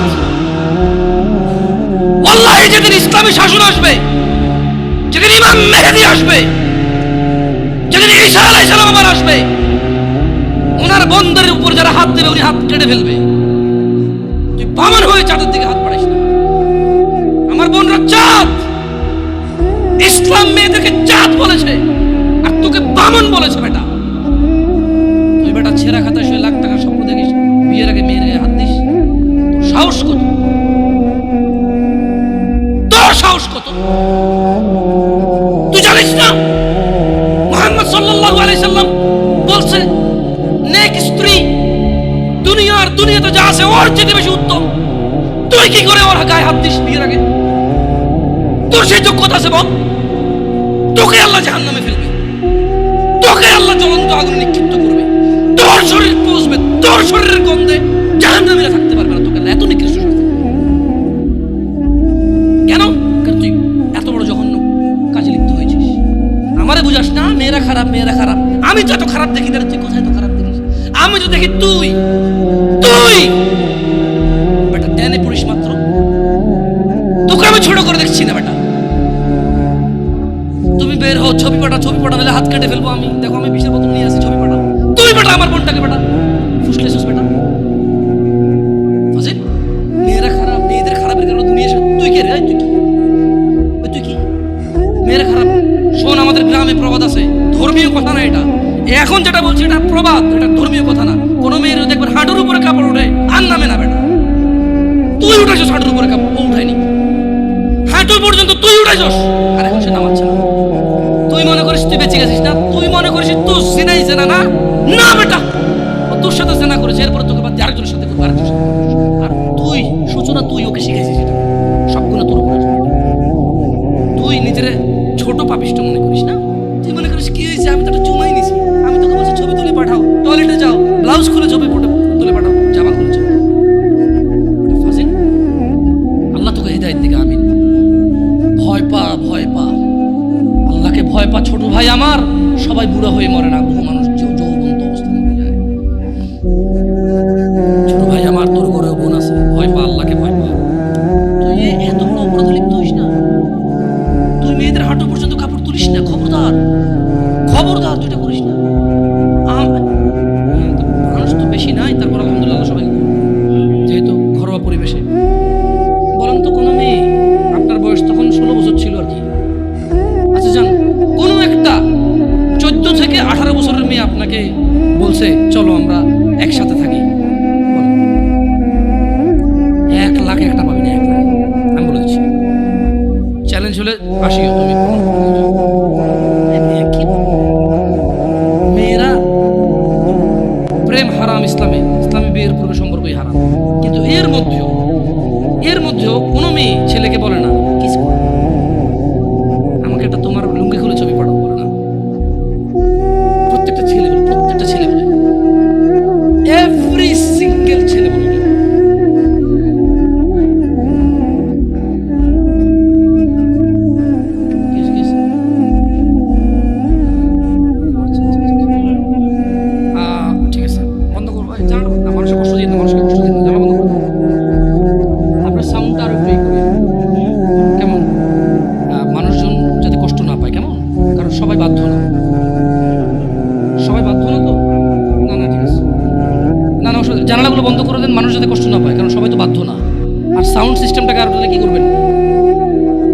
মানে এরপরের হালাকা না, নিচে আপনি মাইক লাগাবেন, মাইকের সাউন্ড লিমিট করবেন।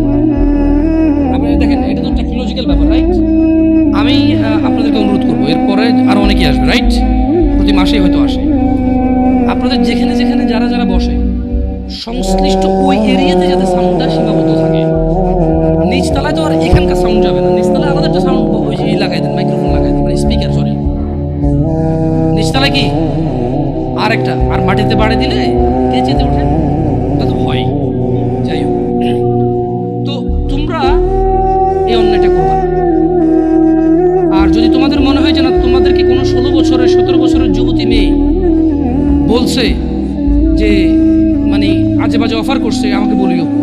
আমার ফেসবুক আইডি তো জানাই আছে না, আমাকে বলে ভাই ভাই ভাই এক আজব ঘটনা ঘটে গেছে ভাই, 16 বছরের মেয়ে আমাকে বলতেছে আজে বাজে কথা। মনে রাখবা, তোমরা যারা মেয়েদেরকে এত বিচ্ছিন্নভাবে ফেসবুকে কমেন্টস করো না, খারাপকে খারাপ বলবে এটা আমি জানি, খারাপকে খারাপ বলতে হয়, কিন্তু তুমি মনে রাখবা তোমার মতো আমার মতো কোনো ছেলে দায়ী এটা। কারণ আমার মনে হয় না কেউ প্রুভ করতে পারবে যে কোনো বিবাহ হয় নাই এমন মহিলা ছেলেদেরকে আজে বাজে প্রস্তাব দেবে, আমার মনে হয় না। হ্যাঁ, বিবাহের পূর্বে দিতে পারে কারা, যাদেরকে 12 বছর 13 বছর থাকা অবস্থায় তাদেরকে তাদের বয়ফ্রেন্ডরা আজে বাজে পথে নিয়ে চলে গেছে, সেটা ডিফারেন্ট ইস্যু হতে পারে। বাট নর্মালি যে কোনো ছেলে যে কোনো মেয়ের সাথে পরিচয় হলেই কিন্তু আজে বাজে প্রস্তাব দেওয়া শুরু করে। আল্লাহ আমাদেরকে বোঝার তৌফিক দান করুন। আর যুবক ভাইরা আমার, মনের দাসত্ব করা যাবে না। আল্লাহ সুবহানাহু ওয়া তাআলা কুরআনুল কারীমে বলছেন, ওয়া মা উবাররিউ নাফসি, সূরা মানে ইউসুফ আলাইহিস সালামের এই ঘটনাটা আমাদের জন্য খুবই প্রয়োজনীয়। কেন? এখানে আল্লাহ সুবহানাহু ওয়া তাআলা সূরা ইউসুফের মধ্যে ইউসুফ আলাইহিস সালামের একটা তথ্য তুলে দিয়েছেন আমাদেরকে। কি? ওয়া মা উবাররিউ নাফসি, ইউসুফ আলাইহিস সালাম বললেন, আর আমি নিজেকে নির্দোষ মনে করি না। ইউসুফ আলাইহিস সালাম কি বললেন? কি বলছেন? ওয়া মা উবাররিউ নাফসি, আর আমি নিজেকে নির্দোষ মনে করি না। ইন্নান নাফসা লাআম্মারাতুন বিসসুই ইল্লা মা রাহিমা রাব্বি ইন্না রাব্বি গফুরুর রহিম। তিনি বলছেন যে আমি ইউসুফ আলাইহিস সালাম নিজেকে নির্দোষ মনে করি না। কেননা নিশ্চয় মানুষের নফস খারাপ কাজের নির্দেশ দিয়েই থাকে। তিনি কেন নিজেকে নির্দোষ মনে করে না? তিনি বলছে কারণ মানুষের যে নফস, যে সেলফ আছে, এটা খারাপ কাজের নির্দেশ দিতেই থাকে। কিন্তু সে নয় ইল্লা মা রাহিমা রাব্বি, কিন্তু সে নয় যাকে আমার রব দয়া করেন। তার মানে এই পৃথিবীতে ইউসুফ আলাইহিস সালাম বলতে চাচ্ছেন যে আমি নিজেকে নির্দোষ মনে করি না, তবে ওই লোকটা যাকে আমার রব দয়া করছে, নিশ্চয়ই আমার রব অতীব ক্ষমাশীল। তার মানে যদি আমরা আমাদের হৃদয়কে মানে যদি আমরা চাই যে আমাদের হৃদয় আমাদেরকে জানার দিকে না ডাকুক, নেশার দিকে না ডাকুক, ব্যভিচারের দিকে না ডাকুক, জুলুম অত্যাচার সুদ ঘুষের দিকে না ডাকুক, যদি এটা আমি চাই, তাহলে আমি আমার রবের দয়া প্রত্যাশী হতে হবে এবং নিজেকে এমন কর্মব্যস্ততায় রাখতে হবে যে কর্মফলে রব আমার উপর সন্তুষ্ট হয়ে আমাকে দয়া করবে এবং সেই দয়ার বদৌলতে আমার হৃদয় বা আমার নফস আমাকে খারাপ কাজের আদেশ দিতেই থাকবে না। আল্লাহ তাআলা কুরআনুল কারীমে আরো বলছেন, ওয়া নাফসিন ওয়া মা সাওয়াহা, শপথ নফসের এবং যিনি তা সুবিন্যস্ত করেছেন তার, ফাআলহামাহা ফুজুরাহা ওয়া তাকওয়াহা, তারপর তাকে তার সৎ কাজের এবং তার অসৎ কাজের জ্ঞান দান করেছেন। একটা জিনিস খেয়াল করে দেখেন, আল্লাহ সুবহানাহু ওয়া তাআলা কি বলছেন? ওয়া নাফসিন ওয়া মা সাওয়াহা, আল্লাহ কসম করতেছে যে শপথ নফসের, মানে যে আমাদের সেলফ ভিতরে যে আমাদের সেলফটা আছে, নফস আছে, আল্লাহ কি করে না নফস বাংলা হচ্ছে কি আত্মা, না আত্মা না, খের নফস বুঝছেন আপনারা, কঠিন বাংলাটা জানতে হবে কারণ যারা ভালো বাংলা গ্রামার বোঝে। তো আল্লাহ তাআলা বলছে যে শপথ নফসের, কারণ নফস হচ্ছে কি যে জিনিসটা আমার মানে ব্যক্তি সত্তা,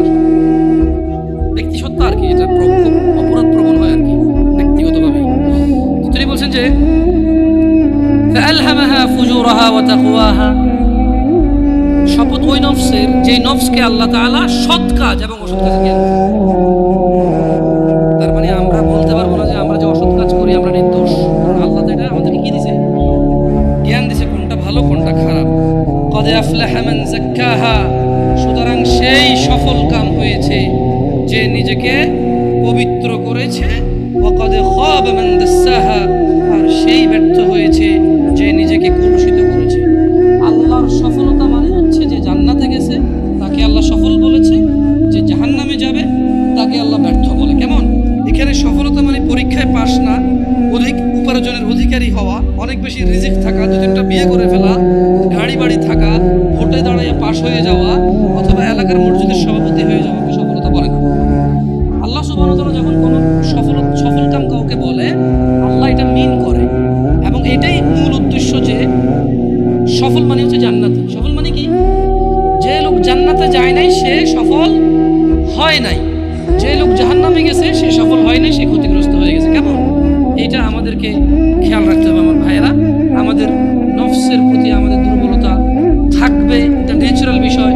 তবে যে হৃদয়কে আল্লাহ ভালো এবং মন্দের জ্ঞান দিয়েছে, এটা দিয়ে যদি আমরা আল্লাহর রহমতের কামনা করি, তাহলে আমাদের এই কুপ্রবৃত্তি থেকে আমাদের রেহাই পাওয়ার কি আছে? সুযোগ আছে। জুয়া একটা সময় ছিল কি মনে হয় এভাবে কার্ড দিয়ে এভাবে যারা খেলতো তাদেরকে জুয়া বলতো।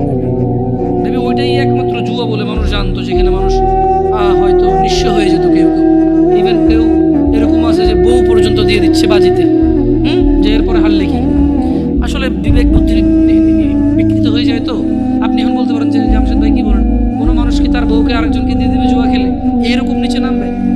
আরেকজনের বউকে, লোক নিজের বউকে জুয়া খেলতে দিচ্ছে। কত মানুষ, কত বাপ মা আছে জানে মেয়ে এখানে চাকরিতে গেলে, ওখানে গেলে, এখানে গেলে মেয়ে হয়তো অবৈধ কর্মে, মেয়ের অনিচ্ছা সত্ত্বেও হয়তো ট্র্যাপে চলে আসতে পারে, হয়তো মেয়ে ওই রকম সিচুয়েশনে পড়ে যেতে পারে যে সে তার মানে যে তার ইজ্জত আব্রু রক্ষা করতে পারবে না। তারপরে তো বাপ মা এগ্রি করতেছে, আপনি সামনে থাকেন সে জুয়া খেলতেছে এই জন্য না। অনেক ক্ষেত্রে অনেক বাপ মা মনে করে যে চোখে উন্নতি করতে হলে অনেক কিছু করা লাগে, এটা বলে। আবার হয়তো বাপ মা তো মনে এরকম আসে না, হয়তো নিজের ছেলে সন্তান তো পিওর মনে করে সবসময়। কেমন? মানে ছোটবেলা থেকে, একদম ছোট থেকে পালে না, ইনোসেন্ট থাকে। আর আসলে বাপ মা তো ছেলে সন্তানের খারাপ যে জানাবে বিচারের বিষয়টা তো আসলে বুঝায়। এটাই তো আল্লাহর দয়া যে বাবা মা ভাই বোন সম্পর্কটা তো পবিত্র রেখেছে আল্লাহ সুবহানাহু ওয়া তাআলা। যুবকদের বেশি এত ছক্কা লুডু কয়দিন আগে ছিল, ছক্কা লুডু। কেমন? এটা তো বলছি যে কি এখানে জুয়া বলে আর কি, এটা তো জুয়া। প্রবলেম হচ্ছে এখন ইউটিউবে ওয়াজ দেখতে গেলেও জুয়ার এটা মানে একটা সময় জুয়া খেলতো মানুষ, ফসলের জমিন কেটে ফেলছে মধ্যখানে গিয়ে, একটা কারো পরিত্যক্ত বাড়ি, প্রচুর গাছপালা, ভিড়, কবরস্থান, ওটার ভিতরে ঢুকে কাঠ খেলতো। অথবা কারো বউ আজকে বাসা নেই, বলছে তো চলে আসো আমার এখানে হবে। আরো বড় লোকেরা বাগান বাড়ি বানাই ফেলছে জুয়া খেলার জন্য, নেশা করার জন্য। কিন্তু এখন প্রবলেম হচ্ছে এটা পাবলিসিটি হচ্ছে যে খেলোয়াড়, যেটা হবেই বা না কেন। এখানে অনেকে ক্রিকেট প্রেমী থাকতে পারে, এটা আপনার ব্যাপার। আমি ক্রিকেট সম্পর্কে খুব বেশি বুঝি না, এই জন্য ভালো মন্দ বলতে পারবো না। তবে এতটুকু বলবো, কোয়েশ্চেন করবো আর কি। ক্রিকেট তো এখন অনেকে পেশা হিসেবে নিয়েছে, রাইট? প্রতি বছর সার্কুলেশন দিয়ে বাংলাদেশ জাতীয় দলে কতজন খেলোয়াড়?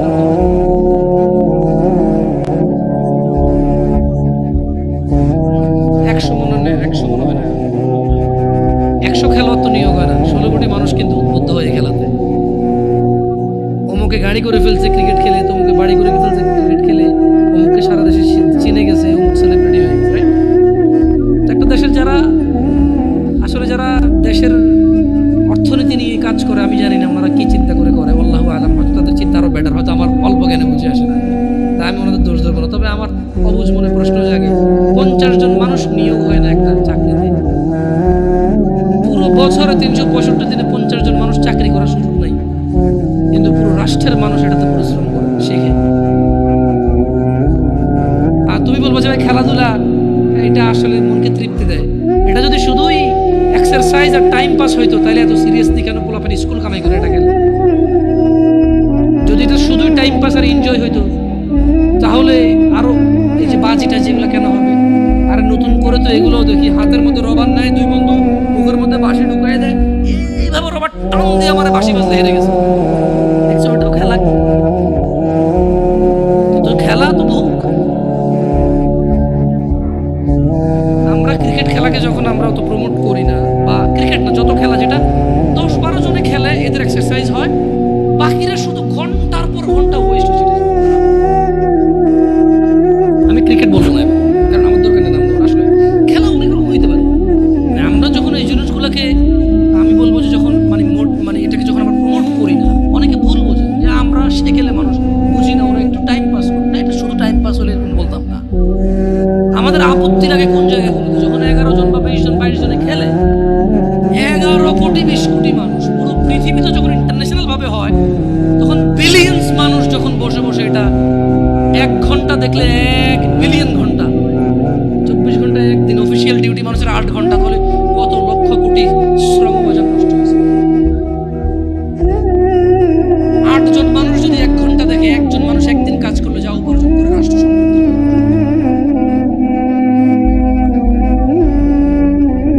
এখন বলবো তাহলে কি লাইফে কি এনজয় থাকবে না? খেলা বহু আছে যেটা শরীরের এক্সারসাইজ হয়, এবং যারা খেলে তারা নিজের খেলা নিয়ে ভাই ব্যাটিং আমার, ভাই বোলিং আমার, এরকম লাগে যায় না, ওটা দেখো খেলা। বাকিরা তো কিছুই কোনো অ্যাক্টিভিটি নেই, ওর খেলা হলো কেমনি? খেলা দেখাও খেলা নাই। আল্লাহ আমাদেরকে বুঝে তৌফিক দান করুন। দেখুন জুয়া, আপনি যে আগামী 2030-35 সালের মধ্যে যাদের বয়স 25-30 হতে পারে, আল্লাহু আলাম, কঠিন হয়ে যাবে জুয়া যে হারাম এটা বোঝানো। 1 নাম্বার কঠিন হবে এটা। 2, কোন রকম যদি বুঝাই দেন কোরআনের আয়াত দিয়ে যে জুয়া হারাম, তাহলে ও যে ব্যাটিং করতেছে, বেট করতেছে, বাজি ধরতেছে, ওইটা যে জুয়া, এটা আপনি বুঝাই দেবেন। আপনি কি আজকের যুগে কাউকে বুঝাইতে পারেন ব্যাংকে চাকরি সুদ হারাম? বলেন না, আপনি কোন ভাই, কে আপনি ভাই? আসেন আমার সামনে আসেন, যে আপনি মহান, আপনি বুঝাই দিয়েছেন একজন কাউকে যে এটা হারাম, আর সে ছেড়ে দিয়েছে। হাতে গোনা ইল্লা মাশা। আজকের দিনে সুদী ব্যাংকে উপার্জনকে যেমনটা হারাম প্রমাণ করা সো টাফ হয়ে গেছে। 2030-35 সাল যেভাবে চলতেছে, যদি এভাবে চলে, যেভাবে ইউটিউবে অ্যাডভার্টাইজ আসতেছে, মনিটাইজেশন করে যে অ্যাড দিচ্ছে গভর্নমেন্ট, মানে যারা অ্যাডে টাকা কামাচ্ছে, ওই বেটা অ্যাড ওখান থেকে টাকা পাওয়ার জন্য বা অ্যাড দেওয়ার জন্য তার নাম, ঠিকানা, আইডি, বিজনেস ট্রেড লাইসেন্স এগুলো না দিলে তো অ্যাড দেওয়ার অথরিটি পায় না সে ফেসবুকে বা ইউটিউবে। আপনি মনে করেন যে আপনি একটা কোম্পানি চালান, এটা আপনি অ্যাড দিবেন ফেসবুকে ইউটিউবে, তো যাদের থেকে আপনি ডলার নিয়ে অ্যাড দিবেন তাদেরকে আপনার নাম, আইডি কার্ড, আপনার ঠিকানা, আপনার ট্রেড লাইসেন্স, ট্রেডমার্ক, আপনার গভর্নমেন্টের অমুক অনুমতি, গভর্নমেন্ট থেকে তমুক অনুমতি, এসব আছে কিনা সব জমা দিবেন, তারপরে সে আপনাকে অ্যাকাউন্ট দিবে, অ্যাকাউন্ট থেকে আপনি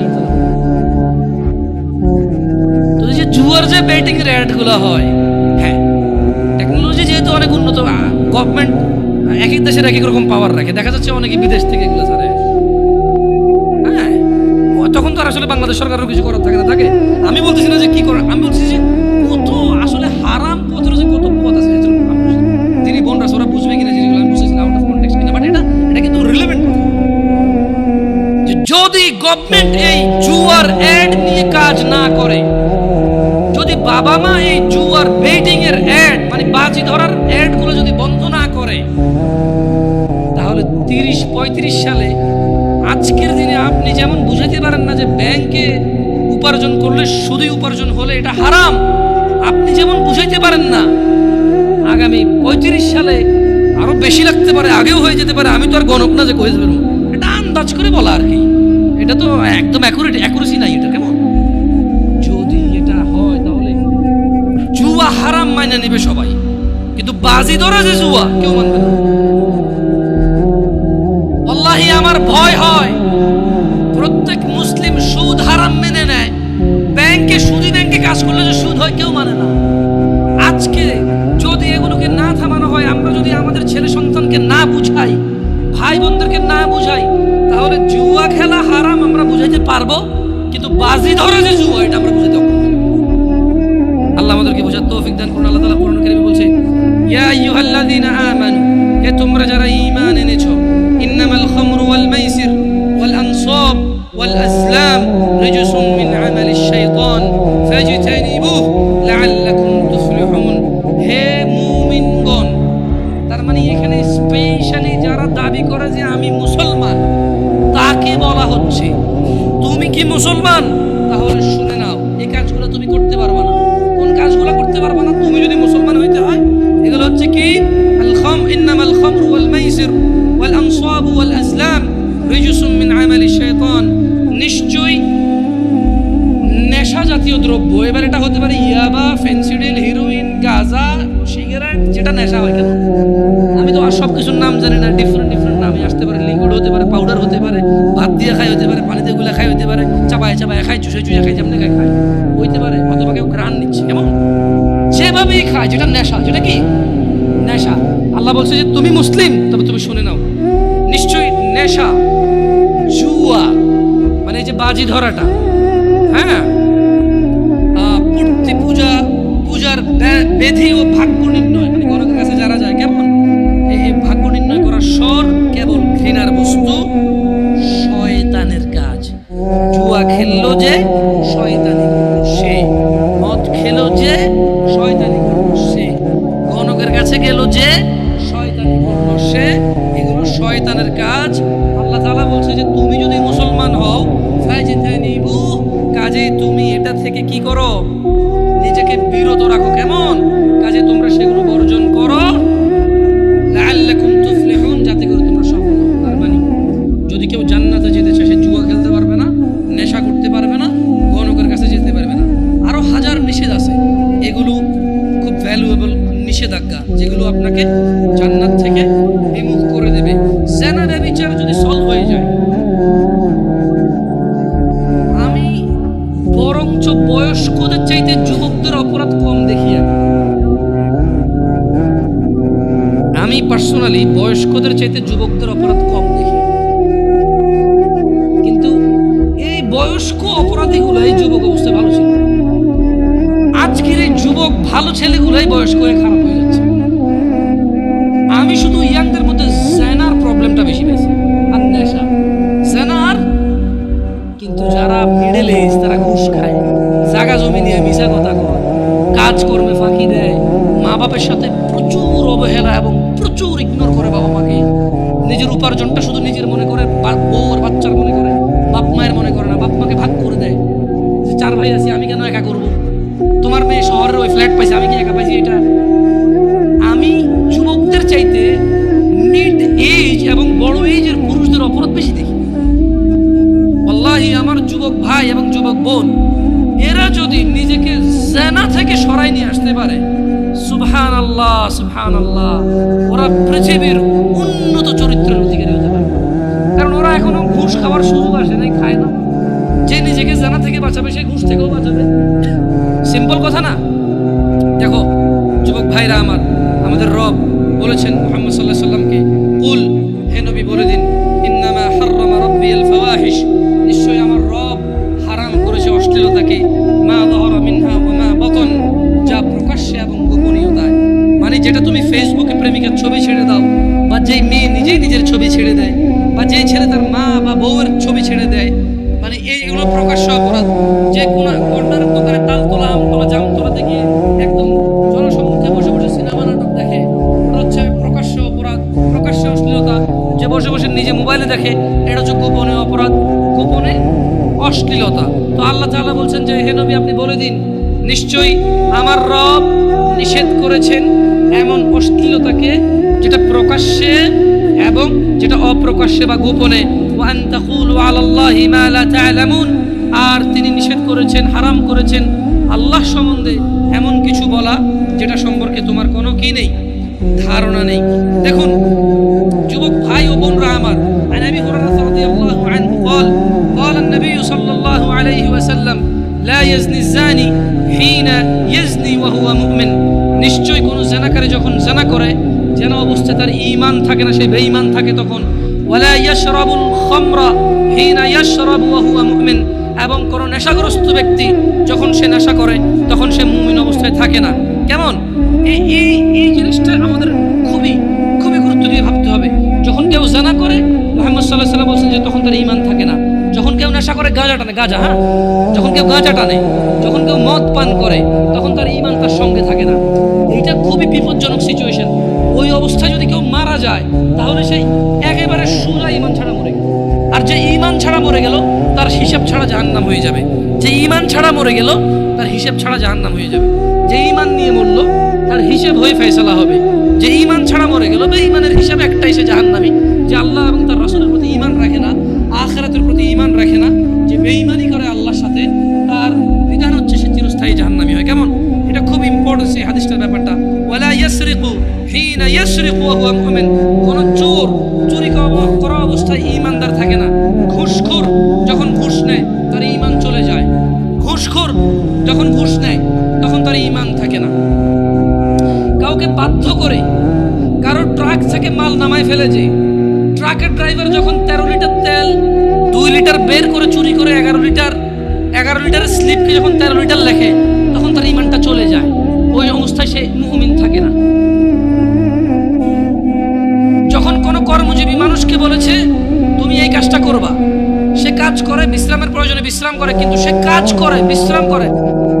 আন আয়েশা রাদিয়াল্লাহু তাআলা আনহা قال, আয়েশা রাদিয়াল্লাহু তাআলা আনহা থেকে বর্ণিত, তিনি বলেন, আন্না রাসূলুল্লাহ সাল্লাল্লাহু আলাইহি ওয়াসাল্লাম, আল্লাহর নবী সাল্লাল্লাহু আলাইহি সাল্লাম قال, তিনি বলেছেন, ইয়া উম্মাতা মুহাম্মদ, হে উম্মতে মুহাম্মদ, মা আহাদুন আগিয়ারা মিন আল্লাহ, হে মুহাম্মদ সাল্লাল্লাহু আলাইহি সাল্লামের উম্মত নারী এবং পুরুষরা, তোমাদের মধ্যে কেউ আল্লাহর চাইতে বেশি আত্মমর্যাদা বোধ রাখো না। ও উম্মতে মুহাম্মদরা, ও মুহাম্মদ সাল্লাল্লাহু আলাইহি সাল্লামের যুবক উম্মত, বৃদ্ধ উম্মত, নর এবং নারী উম্মত, তোমরা যারা মনে করো তোমরা উম্মতে মুহাম্মদ, তোমরা যারা মনে করো আখিরাতে তিনি তোমাদেরকে সুপারিশ করুন, তিনি বলছেন, মা আহাদুন আগিয়ারা মিন আল্লাহ, এই পুরো পৃথিবীর যত মানুষ আছে, এদের কেউ আল্লাহর মতো মর্যাদা রাখে না। আল্লাহ এর চেয়ে অনেক বেশি আত্মমর্যাদা বোধ রাখেন। আইয়ারা আবদাহু আও আমাতাহু তাজনি, আর এই মর্যাদাবান আল্লাহ সুবহানাহু ওয়া তাআলা, তিনি এটা দেখতে চায় না ওনার কোনো বান্দা এবং বান্দি জিনা করতেছে। এটা আল্লাহ দেখতে চায় না। সো জিনা করার পূর্বে তুমি এটা ভেবে নিও, ইয়া উম্মাতা মুহাম্মদ, হে মুহাম্মদ সাল্লাল্লাহু আলাইহি সাল্লামের উম্মতরা, লাউ তা'লামুন, যদি তোমরা জানতে, মা আ'লাম, যা আমি জানি, লাযহিকতুম কালিলা, তবে তোমরা অল্পই হাসতে, ওয়ালা বাকাইতুম কাসীরা, তোমরা অনেক বেশি বেশি কাঁদতে। বিটিএস এবং ট্রান্সজেন্ডার নিয়ে হালকা একটু কথা বলবো, বেশি কথা বলবো না, এরপরে প্রোগ্রাম আমি শেষ করে দেবো, কারণ মোটামুটি জি জি প্লিজ।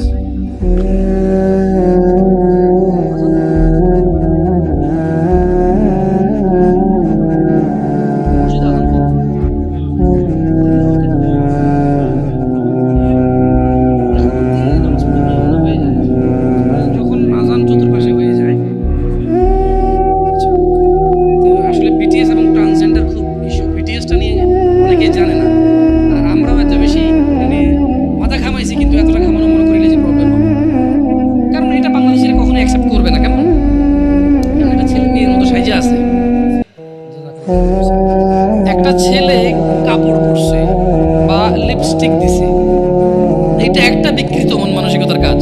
কেমন? মানে সে হলো পুরুষ, সে মেয়ে সাজতে চায়, এটা এক ধরনের মন মানসিকতা। কিন্তু ট্রান্সজেন্ডার যেটাকে বলতেছে, এটা ফার ডেঞ্জারাস। মানে একটা ছেলে লিপস্টিক দিছে, আপনি পানি দিয়েছেন, চলে গেছে, রাইট? তাহলে তার কাম ব্যাক করার সুযোগটা খুব সহজ। একটা ছেলে এখানে খোপা বাঁধছে, এভাবে টান দিয়ে বেনিটা বাইর করছে, খোপাটা খুলে গেছে, চুলটা কেটে ফেলছে, কাম ব্যাক হওয়া সহজ। একটা ছেলে শাড়ি পরছে, শাড়িটা খুলে পাঞ্জাবি জামা পরলো, কাম ব্যাক হওয়া সহজ। কিন্তু ট্রান্সজেন্ডার যেটা, এটা সো হার্ড, যে পথভ্রষ্ট হয়ে এটাতে রূপান্তরিত হবে, তার নিজের জন্যই ফিরে আসাটা কঠিন হয়ে দাঁড়াবে। কিভাবে? সে অপারেশন করে তার পুরলিঙ্গ ফেলে দিবে বা কিছু একটা করবে, আল্লাহ ভালো জানে ডাক্তার কি অপারেশন করে, সে স্ত্রীলিঙ্গ বানিয়ে ফেলবে। মানে তার পুরলিঙ্গকে সে স্ত্রীলিঙ্গ অপারেশন করে বানাবে। তার এই যে এখানে ব্রেস্ট আছে আমার, দিয়ে যেভাবে মহিলাদের ব্রেস্ট, এরকম ব্রেস্ট সে অপারেশন করে ব্রেস্ট লাগাবে। কি বলে মানে এখন বলতেছি কিন্তু বুঝতেছি না ঘটনা। আমি বলতেছি, আমি নিজেও কল্পনা করতে পারতেছি না যে কেমনে সম্ভব। বাট এটা ইউরোপে কিছু টক শো দেখলে বোঝা যায়। বাংলাদেশেও কিছুদিন আগে একটা কলেজে এরকম চান্স পেতে চাইছিল একজন, তার মানে যারা নিউজ বা সংবাদকর্মী আছে ওনারা খুব হাইলাইট করতেছে, ওনারা ফিলিস্তিনের পক্ষ বলে আবার এগুলোর পক্ষ বলে, বুঝছে ওদের অবস্থা। যাই হোক, তো মানে একটা কথা মনে রাখিও ভাইরা আমার, তোমরা বা তোমাদের ছোট ভাই বা তোমাদের ছেলে সন্তানের যুগ বড়ই কঠিন যুগ আসতেছে। তোমরা তোমাদের পরিবারে ঘোষণা দিয়ে দাও রবের পক্ষ থেকে। রব বলছে লাআনাহুল্লাহ, আল্লাহর লানত করেন। আল্লাহ অভিশাপ করেছেন কাকে? وقال لأتخذن من عبادك نصيبا مفروضا, আল্লাহ তাকে লানত করেন এবং শয়তান বলে, শয়তান কি বলে? আমি অবশ্যই আপনার বান্দাদেরকে এক নির্দিষ্ট অংশকে আমার অনুসারী করে নেব। তো কিভাবে অনুসরণ করবে? আল্লাহ শয়তানকে লানত করেছে। এইভাবে হাঁটাহাঁটি করি,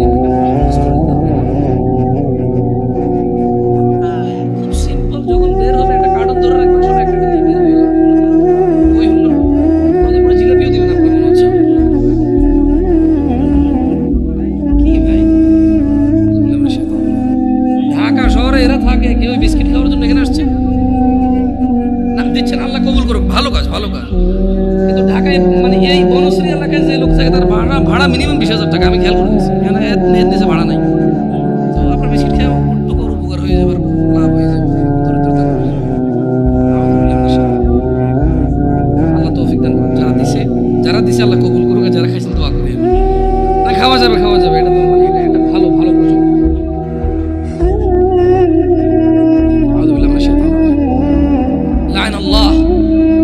আল্লাহ শয়তানকে লানত করেছেন, আর শয়তান আল্লাহকে বলতেছে যে নিশ্চয়ই আমি আপনার বান্দাদের একটা অংশকে আমার অনুসারী করে নেব। কিভাবে?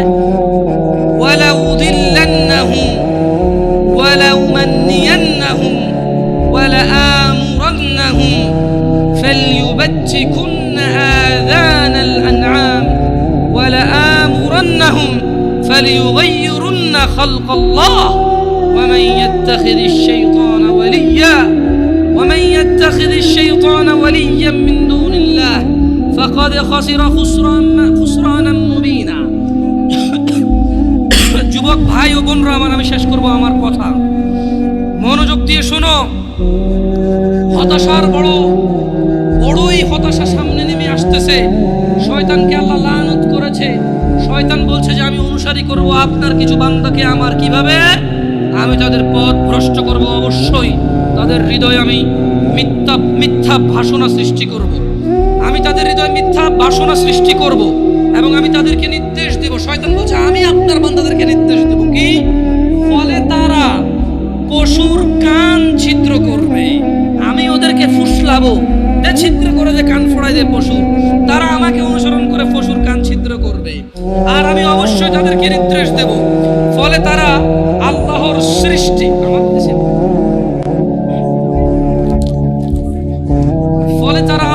সৃষ্টি বিকৃত করবে। আর আল্লাহর পরিবর্তে কেউ শয়তানকে অভিভাবক রূপে গ্রহণ করলে সে স্পষ্ট ক্ষতিগ্রস্ত। দেখেন, শয়তান মানুষকে বলছে রাইট, আল্লাহর কাছে শয়তানটা মানে শয়তান আল্লাহকে বলছে যে আল্লাহ আমি তো আপনার একটা বান্দার একটা অংশকে আমি নিয়ে নেব। তো কিভাবে? বলে যে আমি ওদের অন্তরে এমন বাসনা দেব, আমি বলবো পশুর কান ছেড়ে দেবে। আমি বলবো তুই তোর পুরুষ, তোর এখানে স্তন লাগা, ও লাগাবে। আমি বলবো যে তোর পুল্লিঙ্গ কাটা তুই স্ত্রীলিঙ্গ করে ফেলবে। আমি একটা অংশকে অবশ্যই আমার অনুসারী করে ফেলবো। আমি বলবো পুল্লিঙ্গ, তোর লিঙ্গ কেটে তুই মহিলা হয়ে যাবে। আমি বলবো তুই পুরুষ না, তুই তোর স্তন বড় করে ফেল, হরমোন ডাক্তার সায়েন্স বের হবে। আমি ওদেরকে হেল্প করবো বলতে যে এই পুরুষের শরীরের ভিতরে কিছু হরমোন চেঞ্জ নিয়ে নিয়ে আসো, ওর হরমোন চেঞ্জের কারণে ওর মহিলাদের মতো স্তন হবে, ওরকম লিঙ্গ পরিবর্তন হবে, ওর আকার আকৃতি আচার ব্যবহার বিহেভিয়ার চেঞ্জ হবে, ও আমি বলবো করতে ও করবে। আল্লাহ ওকে বলে দিছে। শয়তান যখন বলল যে আমি কিছু লোককে আমার অনুসারী করব, এদের পুরুষকে মহিলা বানাই দেবো, মহিলাকে পুরুষ বানানোর জন্য আমি প্ররোচনা দিব, আর এরা পুরোপুরি পুরুষ হতে পারবে না, কারণ এই বাচ্চা জন্ম দেওয়ার ক্ষমতা রাখবে না, এই পুরুষ লিঙ্গকে বিকৃত করে মহিলা সাজবে কিন্তু প্রেগন্যান্সি নিতে পারবে না। ভবিষ্যতে হইতে পারে, আল্লাহু আলাম, আল্লাহু আলাম। ওই টেস্ট টিউব না কি কয় আদা পাতা, অবিবাহিত মহিলার পেটে বাচ্চা আসতেছে, টেস্ট টিউবের মতো, আল্লাহু আলাম। শয়তান বলছে যে আমি ওদেরকে বাসনা সৃষ্টি করবো আর আমি যা বলবো তা করবে, তো করতুক। আমি ওদেরকে বলবো আল্লাহ আপনি যে সৃষ্টি করছেন সুন্দর, এটাকে পরিবর্তন করতে বলবো, পরিবর্তন করে ফেলবো। আর এই ট্রান্সজেন্ডার মানে ট্রান্স ম্যান বা ট্রান্স ওমেন, এটার জ্বলন্ত চূড়ান্ত প্রমাণ। অনেকে কিন্তু ট্রান্সজেন্ডারটাকে হিজড়া মনে করতেছে, না হিজড়া এটা আল্লাহর সৃষ্টি, এটাই সৌন্দর্য আল্লাহ, এটা কিন্তু আল্লাহর বিকৃত সৃষ্টি না। আপনি যেরকম আল্লাহর সুন্দর সৃষ্টি, মহিলা যেরকম আল্লাহর সুন্দর সৃষ্টি, হিজড়াও আল্লাহর সুন্দর সৃষ্টি, কিন্তু এই ট্রান্সজেন্ডার হচ্ছে বিকৃতি, এটা আল্লাহ সৃষ্টি করে, এটা ওরা বানাচ্ছে।